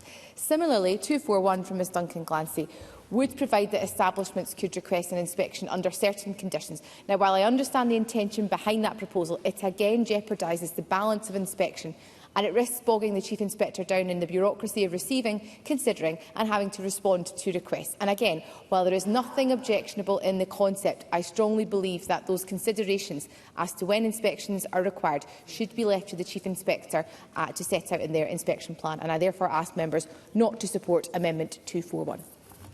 Thank you, and I call Stephen Kerr to wind up and press or withdraw Amendment 19. I find it a really strange argument that we shouldn't look at what other jurisdictions are doing proportionally and judge ourselves against what is international best practice on the basis of independent research. The fact that we don't have enough inspectors, well, we need to rectify that. It's very simple, really. It's like we don't have enough of a bunch of other positions in the health service or in other public services. That's entirely down to poor workforce planning over a number of years by the SNP. I don't think that's an argument for not doing what we should do to benefit our schools, our teachers, our learners, our parents. So the idea of not having something in statute that suggests that a school should have an inspection on a cyclical basis seems to me to be a fairly poor argument for not doing what I think is the right thing. And the idea that we're going to have yet more consultations and more reviews, and then we may or may not bring forward a proposal, it's this vacuousness that I think the profession and the educational world find most... Of course I will. I'm delighted to give way to Kevin Stewart. I thank Mr Kerr for giving way. What is vacuous is saying that you want to spend more money on things like school inspectors when Mr Kerr belongs to a party that wants to cut the tax base by £1 billion. Stephen Kerr. Well, it's just a shame that at 9:02, maybe not many of our fellow Scots are watching this Parliament's proceedings, because that Let's hear Mr Kerr. The redundancy of a party that is out of ideas and out of steam and hopefully will be out of office very soon, because frankly it's called priorities. You create priorities, and if it's a priority to raise standards, it's all right for the Cabinet Secretary at the front here to hear shout one another. her normal stuff, her sedentary position. It's up to her whether she wants to shout that kind of stuff. But I'll tell you, if we don't understand that to govern is to choose, what your priorities are. The Conservative Party's priority would be the education system of our country, because it's the wellspring of our prosperity. But I'm happy to give way again if he wants to further humiliate himself. Kevin Stewart. I know what my priorities are, Presiding Officer. I would not cut the tax base by £1 billion, and I'd rather spend the money on frontline teaching and on pupils than a huge bureaucracy of inspectors. Well, Stephen Kerr. I think Kevin Stewart needs to attend the sessions of this Parliament more frequently because he would have heard Ivan McKee last week describe how his party are going to save in government £1 billion. £1 billion. Well, I'll tell you, you're going to save £1 billion through reducing redundancy and waste. Then perhaps you can spend some of that money on increasing the number of school inspectors we've got. That's the kind of sensible, common-sense approach to government that our party will be putting to the people of Scotland over the next few months and at next year's election. So the whole situation is all. This is a very. I have to say, Let's though, hear in all Mr. seriousness, Kerr. I have to say, in all seriousness, this is a very unfortunate way in which we have ended up discussing something as serious as school inspections.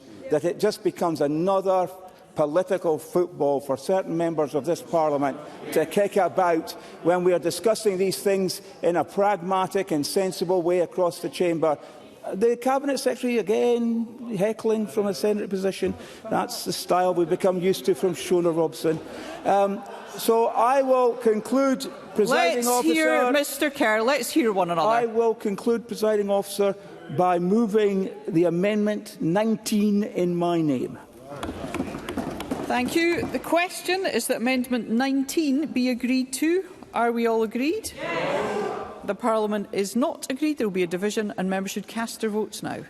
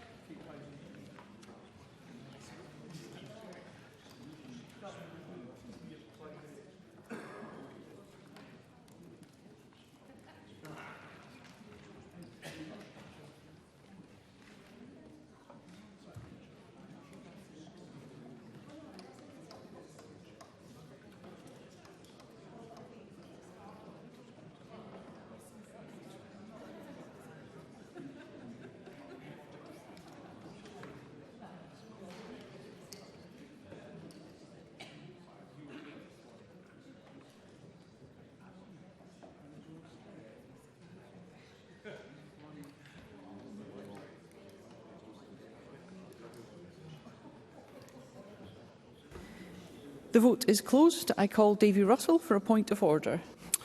I had a difficulty in logging in there. I would have voted no. Thank you, Mr Russell. We'll ensure that's recorded.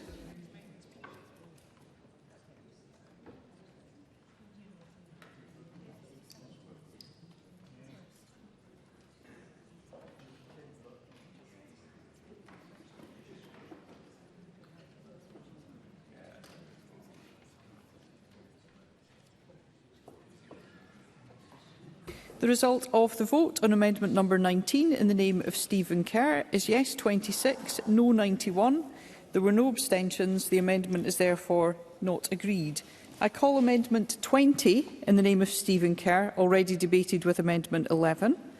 I remind members that if amendment 20 is agreed to, I cannot call amendment 201 due to a pre-emption. Stephen Kerr, to move or not move? I'm going to move.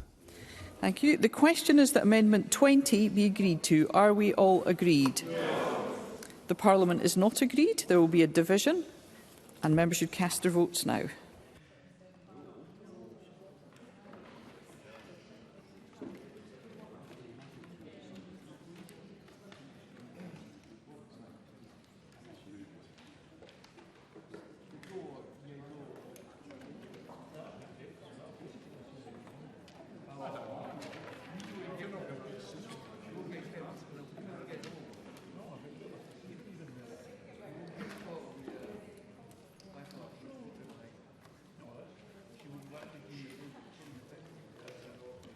The vote is closed.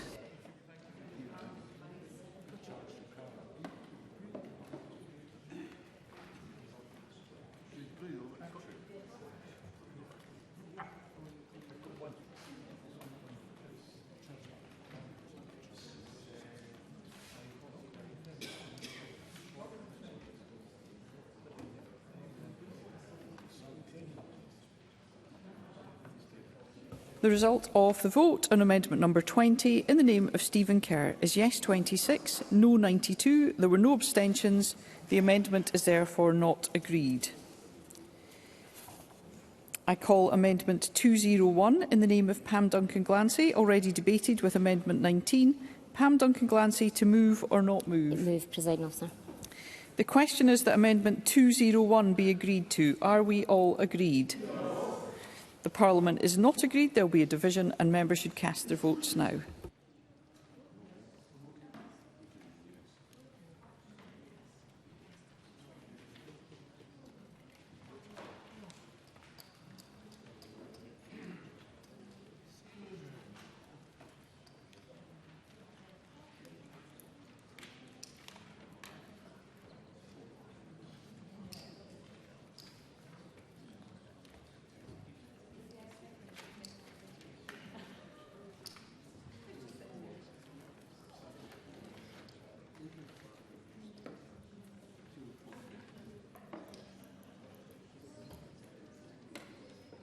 The vote is closed.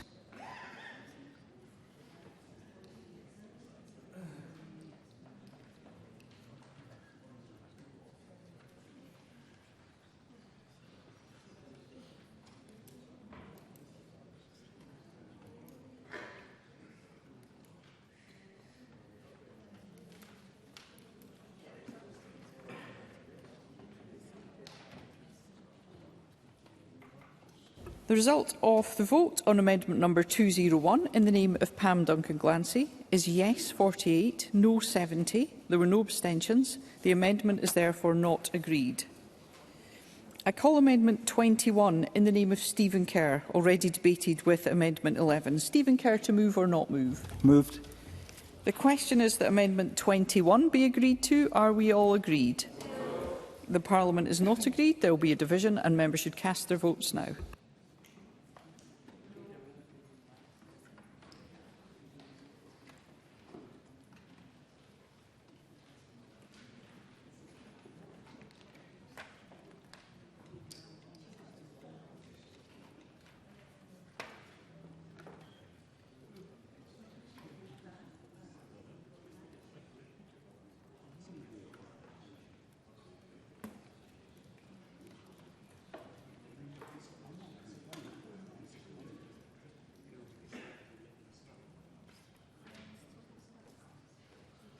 The vote is closed.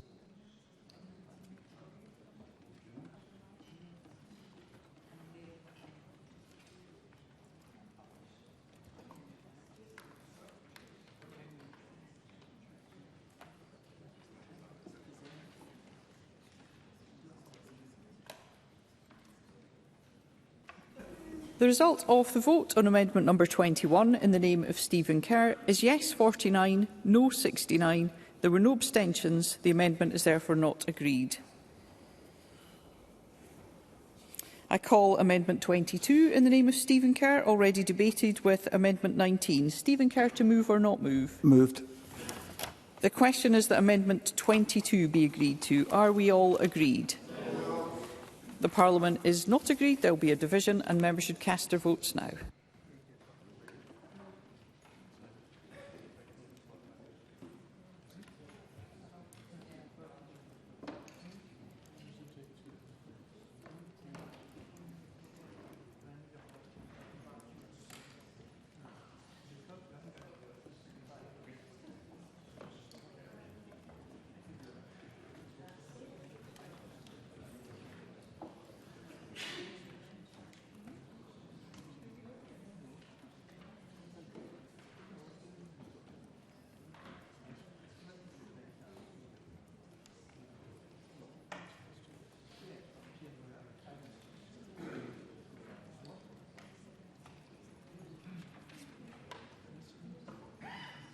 The vote is closed.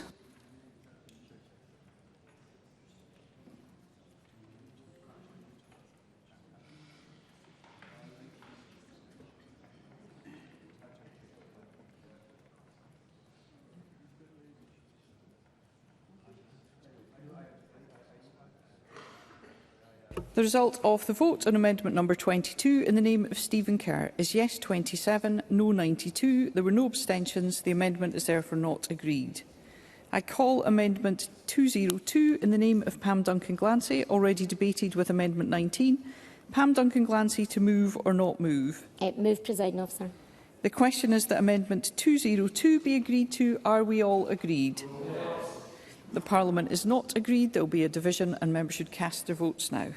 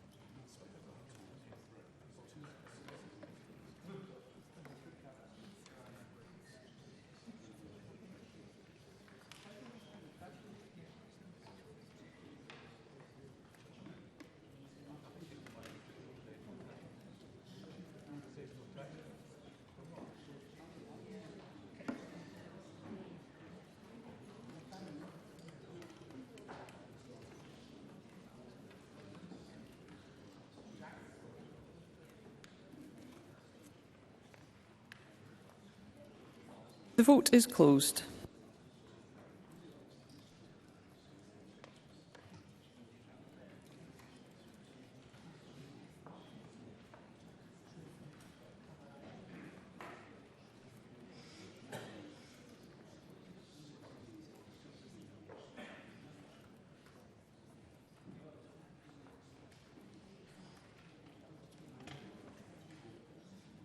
The result of the vote on amendment number 202 in the name of Pam Duncan-Glancy is yes 48, no 70. There were no abstentions. The amendment is therefore not agreed. I call amendment 203 in the name of Pam Duncan-Glancy, already debated with amendment 19. Pam Duncan-Glancy to move or not move? Moved, Presiding Officer. The question is that amendment 203 be agreed to. Are we all agreed? The Parliament is not agreed. There will be a division and members should cast their votes now.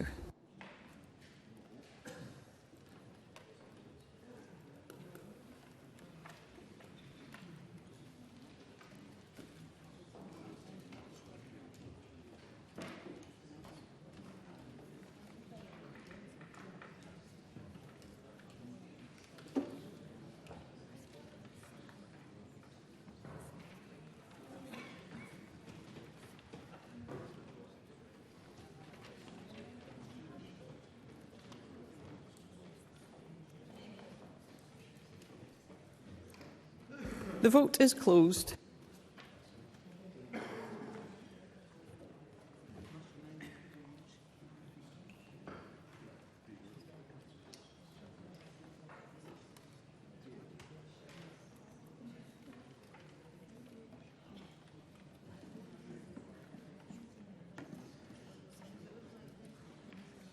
The result of the vote on amendment number 203 in the name of Pam Duncan-Glancy is yes 49, no 68.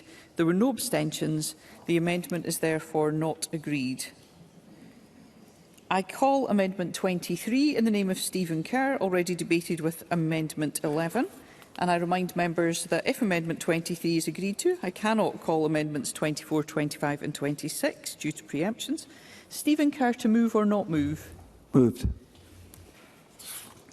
The question is that amendment 23 be agreed to. Are we all agreed? No. The Parliament is not agreed. There will be a division and members should cast their votes now.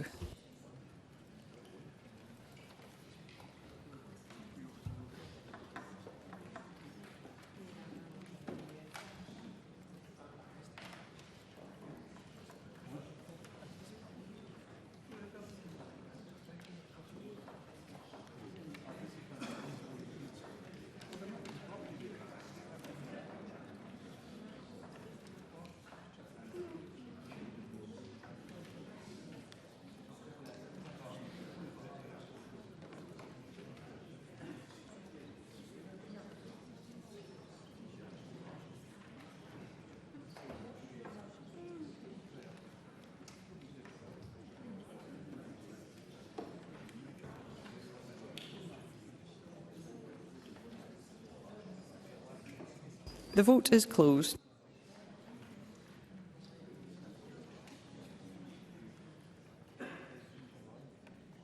The result of the vote on amendment number 23 in the name of Stephen Kerr is yes 27, no 91. There were no abstentions. The amendment is therefore not agreed. I call amendment 24 in the name of the Cabinet Secretary, already debated with amendment 19. Cabinet Secretary to move formally. Moved. The question is that amendment 24 be agreed to. Are we all agreed? Yes. We are agreed. I call amendment 25 in the name of the Cabinet Secretary, already debated with amendment 17. Cabinet Secretary to move formally. Formally moved. Thank you. The question is that amendment 25 be agreed to. Are we all agreed? Yes. We are agreed. I call amendment 26 in the name of the Cabinet Secretary, already debated with amendment 19. Cabinet Secretary to move formally. Moved. Thank you. The question is that amendment 26 be agreed to. Are we all agreed? I call amendment 27 in the name of the Cabinet Secretary, already debated with amendment 19. Cabinet Secretary to move formally. Formally moved. Thank you. The question is that amendment 27 be agreed to. Are we all agreed? Yes. We are agreed. I call amendment 28 in the name of the Cabinet Secretary, already debated with amendment 19. Cabinet Secretary to move formally.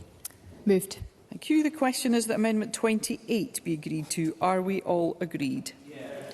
We are agreed. We move to group number 15, functions of the Chief Inspector.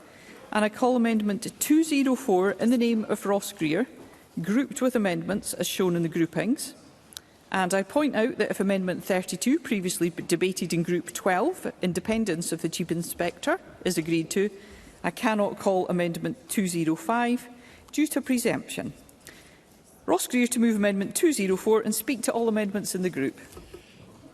Thank you, Presiding Officer. These amendments are relatively late addition to the debate, so the amendments are very limited in their scope. I'm aware that some members have started receiving emails from constituents about them today. I seem to elicit that response in people. Hopefully both roughly equal numbers of for and against have filled members' inboxes in issues related to me over the last few months. The reason I brought these is concerns primarily from colleagues in local government who are concerned about the lack of attention paid to homeschooling and the children in Scotland who are educated at home. The intention here is to maximise the Chief Inspector's options in future without the need to change primary legislation at a later point, because I've got some concerns about the lack of inspection, the lack of home visits paid to those who are choosing to educate their children at home. So I've laid out a couple of options here. Amendment 204 would give the Chief Inspector the option, but not the duty, to inspect home education provisions. So this is a may, not a must. And it would give ministers the power to specify those arrangements via regulations. 205 gives ministers the power to include homeschooling in the list of establishments that HMIE may inspect via regulations at a later point. Again, the advantage being not needing to move further primary legislation. Again, this is a may not must situation. There's no obligation on them to bring forward those regulations, but it creates the power to do so if at a future point Government or Parliament believes that's necessary. And 221 simply requires the Chief Inspector to undertake a review to look at whether homeschooling should fall under their remit for inspections and whether the duties on education authorities in relation to home education should change. If I'm being honest, Presiding Officer, I don't think most councils in Scotland could tell you how many children in their areas are actually being educated at home. I think that's how little scrutiny is currently paid to this. Yes. Martin Whitfield. I'm very grateful to Ross Greer to take an intervention on that point. And what we have is a really an approach that hasn't been considered in the earlier stages of this bill.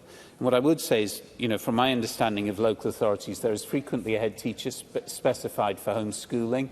They look and integrate with the families that operate it and check that the curriculum for excellence or the equivalent is being delivered.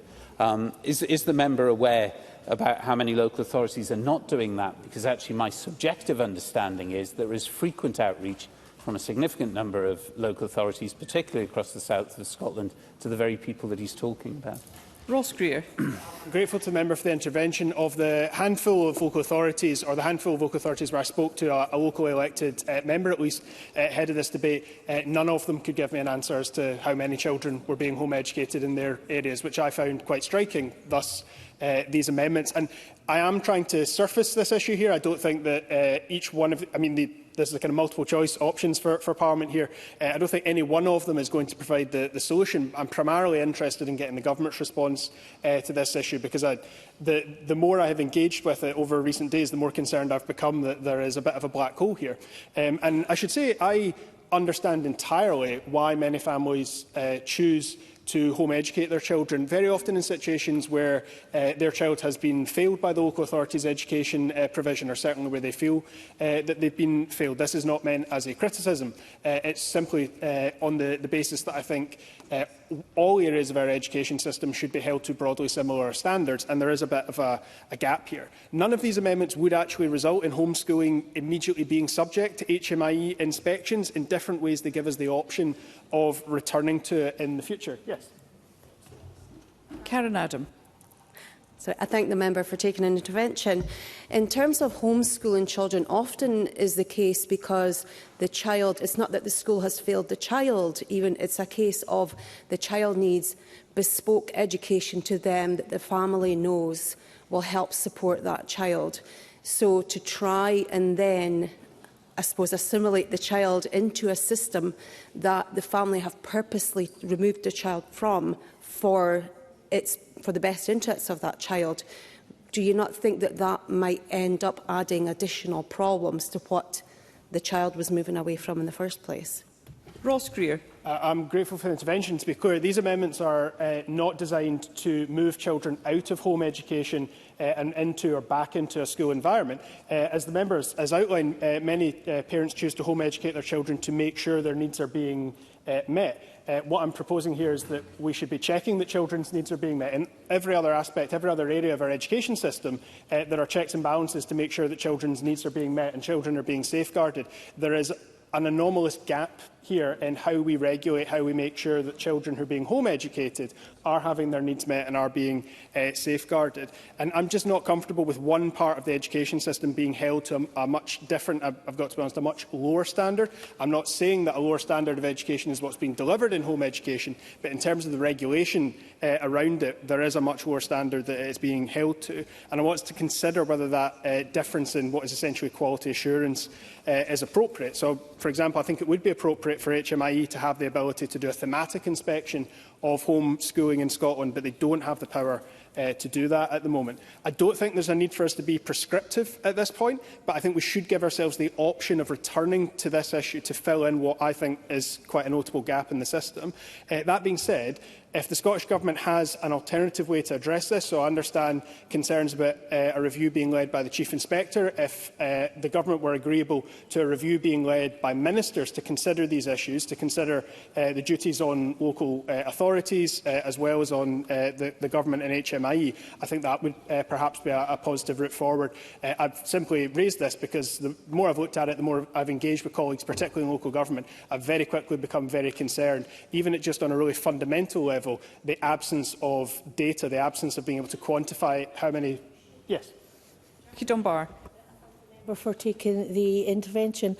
Could I ask if you've engaged with the home education community in regards to what you're trying to put forward today, and what their views were on how they think that this could be progressed to ensure that we're getting it right for every child?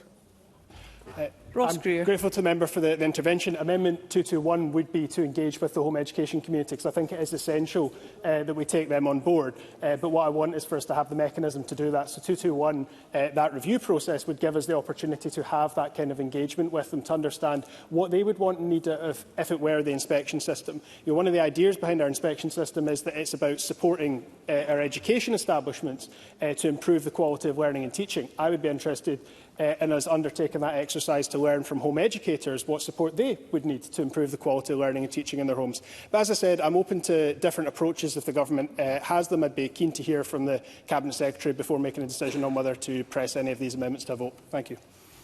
Thank you, Mr Greer. Members will note that despite extending the previous time limit by 30 minutes, we'll shortly reach the next time limit and we still have further debate.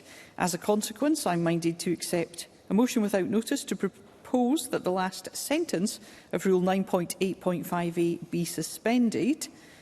And I would be grateful if the Minister for Parliamentary Business might move such a motion. Move, Presiding Officer. Thank you. The question is that the last sentence of Rule 9.8.5a be suspended. Are we all agreed? Yes. We are agreed. And under Rule 9.8.5a, I'm minded to accept a motion without notice to propose that the time limit be extended by 30 minutes. And can I ask the Minister to propose such a motion? Moved. Thank you. The question is that the time limit for debate on amendments be extended by 30 minutes. Are we all agreed? Yes. We are agreed, and now I call Ros McCall to speak to Amendment 206 and other amendments in the group. Thank you, Presiding Officer. I'm only going to speak to my Amendment 206. The childminding provision in Scotland is currently insufficient to ensure adequate accommodation for children eligible for the current early years offering. We've seen childminding professionals' numbers almost half, and a massive part of the issue is increased regulation requirements brought on by the early years rollout of 1140 hours childcare and the corresponding costs and paperwork for the profession. Now, I accept that there needs to be the needs of children must be at the centre of our processes, but that has to be balanced by the staff to ensure that their safety and care in the system that it provides that balance. So this amendment seeks to streamline the inspection regime for childminders in Scotland. Currently, childminders registered with the Care Inspectorate can also be subject to separate inspections by Education Scotland, and this can result in duplicated inspections, placing an unnecessary regulatory burden on childminders, many of whom are sole operators or small businesses. So my amendment is requiring Scottish ministers to make regulations to change the routine in duplication of inspections by both the Care Inspectorate and Education Scotland. And if a childminder has already been inspected by the Care Inspectorate for educational provision, the Chief Inspector will therefore not conduct a separate inspection unless certain parameters are made. I will. Thank you. Martin Whitfield. I'm very grateful to Ros McCall for taking the intervention, and can I thank her for bringing this amendment, because this is a significant challenge that childminders are facing, of effectively a duplicate inspection system where on so many occasions the experiences that have been reported to me is that there is no connectivity between those two inspections, whereas actually if there was connectivity, joined up thinking, the inspection would be useful both for the parents but also for the childminder themselves, and also possibly again try and create an attraction for people to come back into that profession. Ros McCall.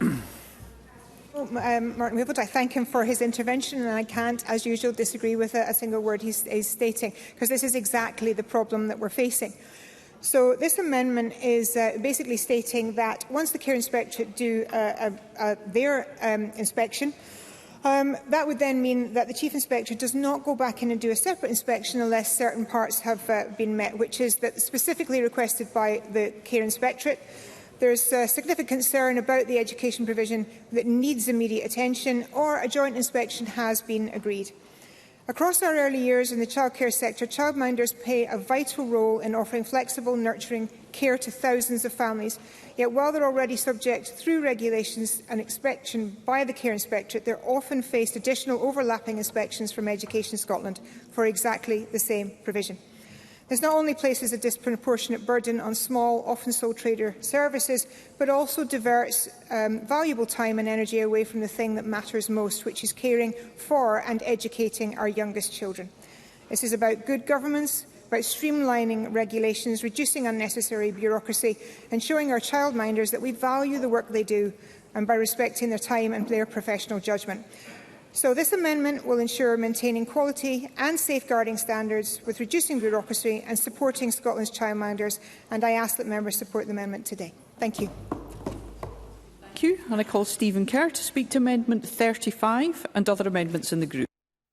Thank you, Presiding Officer. And let me begin by extending an olive branch of sorts, I think, to Ross Greer, because I think in putting forward his amendments, he's raised a very important subject in the Chamber. And although I'm not sure that he's going to be pressing his amendments tonight, I think he has absolutely highlighted an issue that I certainly would share some of his concerns about. I am persuaded by the principle that every child in Scotland, regardless of how or where they're educated, deserve a full, fair and rigorous education, and that should be extended to those who are being educated at home. How exactly that would be done, I'm not entirely clear myself, but I would also say that I think it's important that we consult with parents who are homeschooling their children to understand what their expectations might be of any interventions in this area. And can I also say that point members to my register of interests as a director of a not-for-profit company, Whistleblowers UK, which exists to campaign for legislative reform in the area of whistleblowing and also support people who are involved in whistleblowing and need that support. And I say that in anticipation of turning to the amendments in my own name, 35, 53 and 258, because these amendments concern the responsibility that I would wish to confer on the Chief Inspector for creating a secure, independent whistleblowing function within Scottish education. These are not merely procedural amendments, they are moral propositions. They're rooted in justice, integrity and the protection of the public interest. The ability to raise concerns safely, independently and without fear of retaliation is fundamental to any healthy public service, in fact any healthy organisation of any type. But in too many parts of our education system, that culture of openness is absent.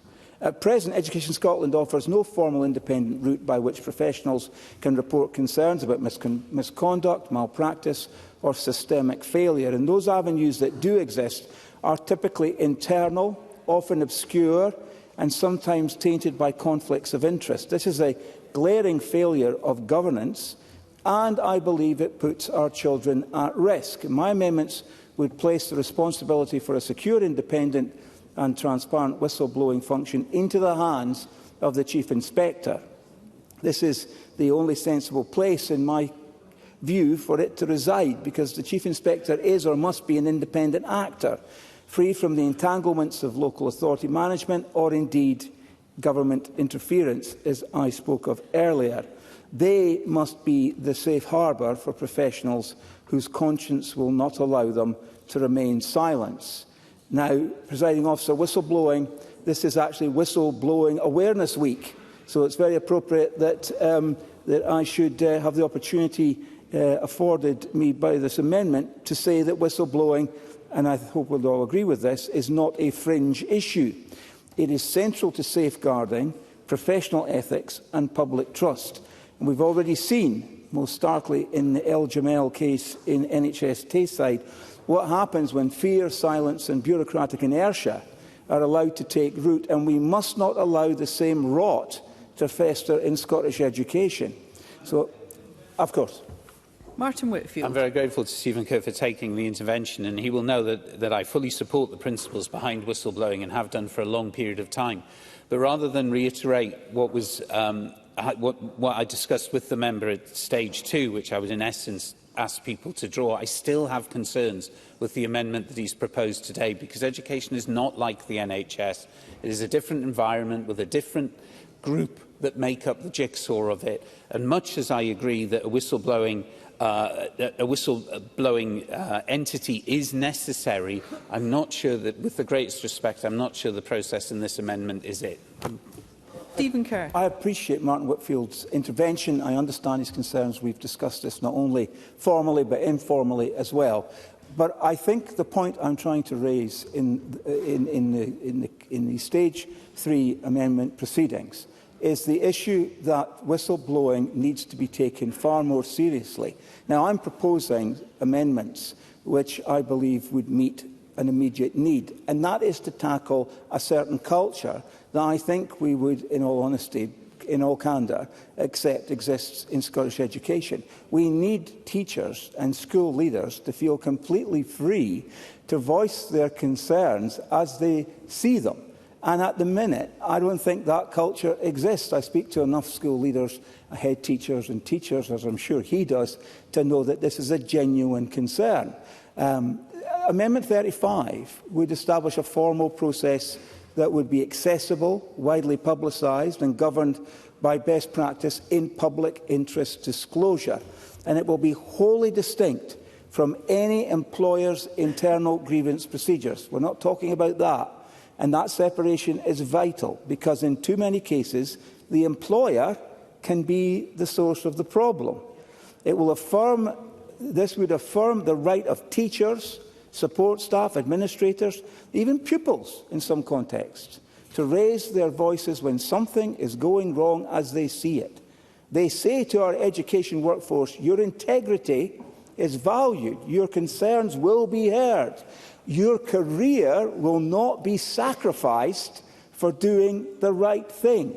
Amendment 53 strengthens this framework by requiring the Chief Inspector to publish an annual report to Parliament, detailing the number and type of concerns raised, investigations conducted and recommendations made. That transparency is essential to accountability, and it gives Parliament and the public the means to scrutinise whether the system is working. A functioning whistleblowing framework will do four things, vital things. It will protect learners by ensuring safeguarding concerns are acted upon. It will support ethical leadership. It will retain principled professionals. And it will promote early institutional learning before problems escalate into scandal. And it will also address an uncomfortable, urgent fact that many of those most at risk when whistleblowing protections are absent are women. The Scottish education workforce is majority female, and it is female teachers who are disproportionately subject to disrespect, to aggression and to violence in the classroom, often without institutional protection or recourse. We know from our engagements, I'm sure we all do, with teachers in some parts of Scotland, in certain schools, that when incidents have occurred, teachers have been actively discouraged from reporting. They've been actively discouraged from reporting. They've been asked to consider their professional reputation and the reputation of the school and so forth. That's not acceptable. So these amendments are modelled in part on the independent, and this is the point that Martin Whitfield raised earlier.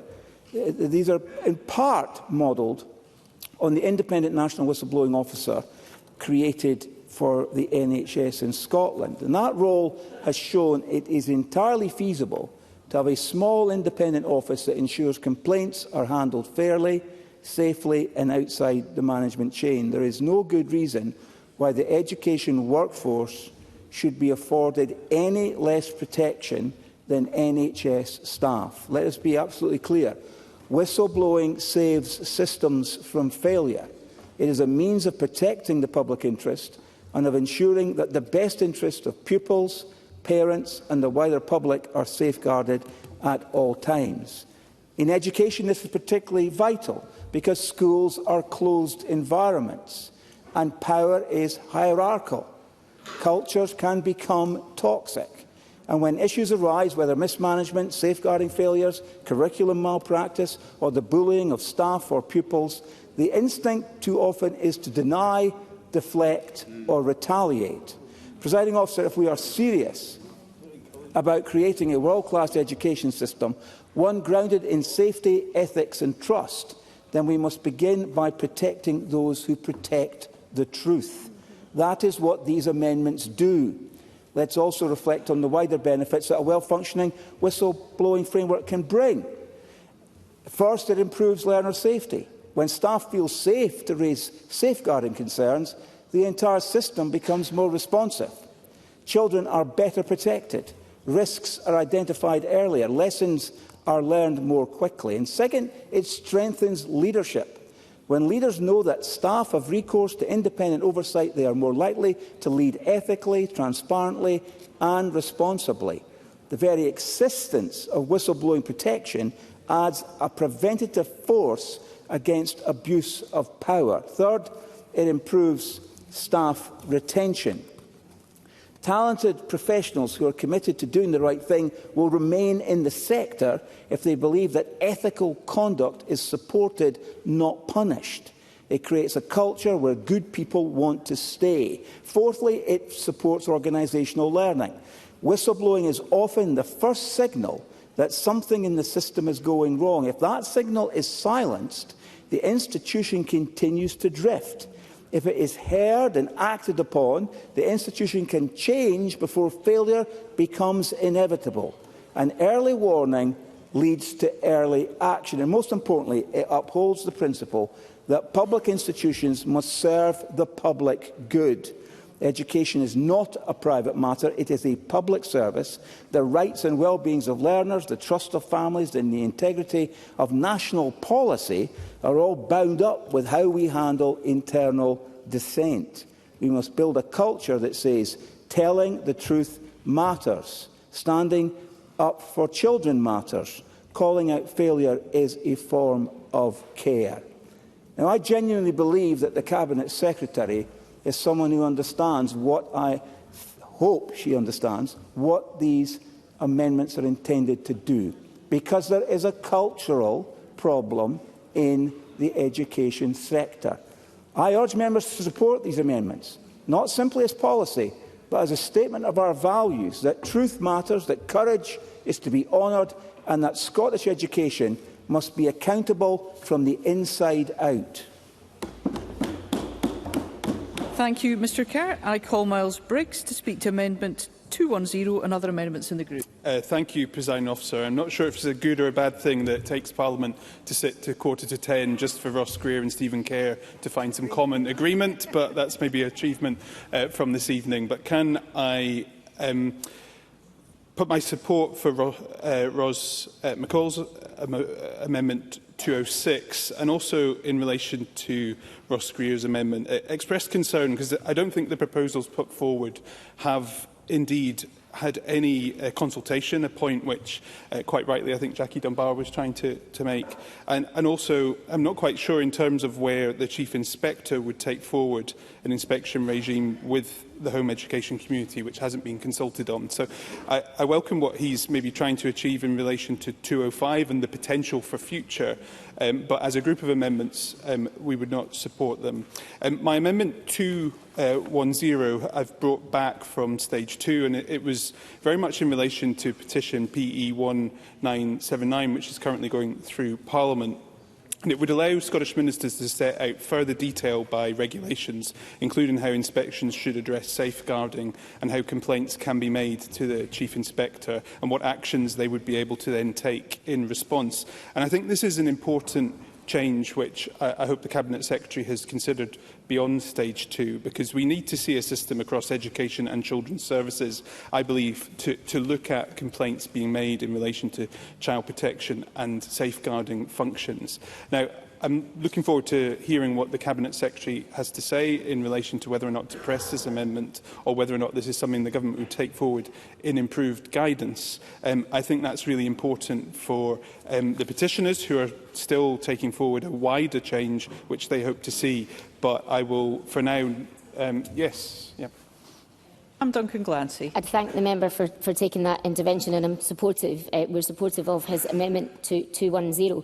And would the member agree with me that safeguarding is a crucial function of the inspector, and putting it on the face of the bill, including that details can be thought and can be sorted out in regulation, is a good balance between making the detail and engaging people that are required to do so, but also putting into legislation that safeguarding is an important function of our inspectorate in Scotland. I thank the member for that intervention and totally agree. And this is why I wanted to bring this back. I would have hoped for more engagement with government over a workable amendment from government, but this is why, with that not happening, I've brought this back. And would hope, if this doesn't pass, that we do have a commitment for guidance on this and the work which many campaigners, cross-party actually, are taking forward in this area. I think it's really important. It maybe does not sit specifically within this bill, but it will be something I hope the next Parliament will consider.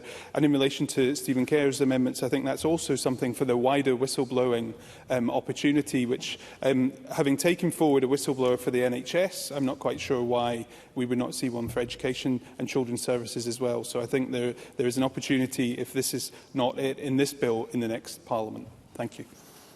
Thank you. I call the Cabinet Secretary. Presiding Officer, I'll speak first to Amendments 204, 205, 221 and 257 from Ross Greer, which relate to the inspection of home education. Members will recall that earlier this year we published updated home education guidance for local authorities and for parents and carers to update and to set out their roles and responsibilities in relation to home education. And that updated guidance had, before it was published, substantive consultation with the broader home education sector, and I'm mindful of that in responding to Ross Greer's points today. That being said, given we have only just published this new guidance, I can see an argument for continuing to monitor and to evaluate its implementation. I think we should be careful not to limit the scope of any future work in relation to educational aspects of home education, and have that full involvement that I spoke to in relation to stakeholders would be really important in that regard. So I would propose that in this group, the member withdraws his amendments based on my commitment that we will commence a review of the current arrangements before the end of this parliamentary term, so that we can be assured that the arrangements for home education provide sufficient support. And I will ask HMI and relevant partners to be part of that work if that appeases Mr Greer. In relation to Ms McCall's Amendment 206, I very much understand the sentiment on streamlining the inspection of childminding services more broadly. I don't think at this point in the legislation it would be appropriate to take this proposal forward, but I do want to give the member some reassurance here, because in January of this year, the Interim Chief Inspector, Jenny McManus, set out that there were no plans for HM inspectors to inspect childminders, despite their ability to be able to do so.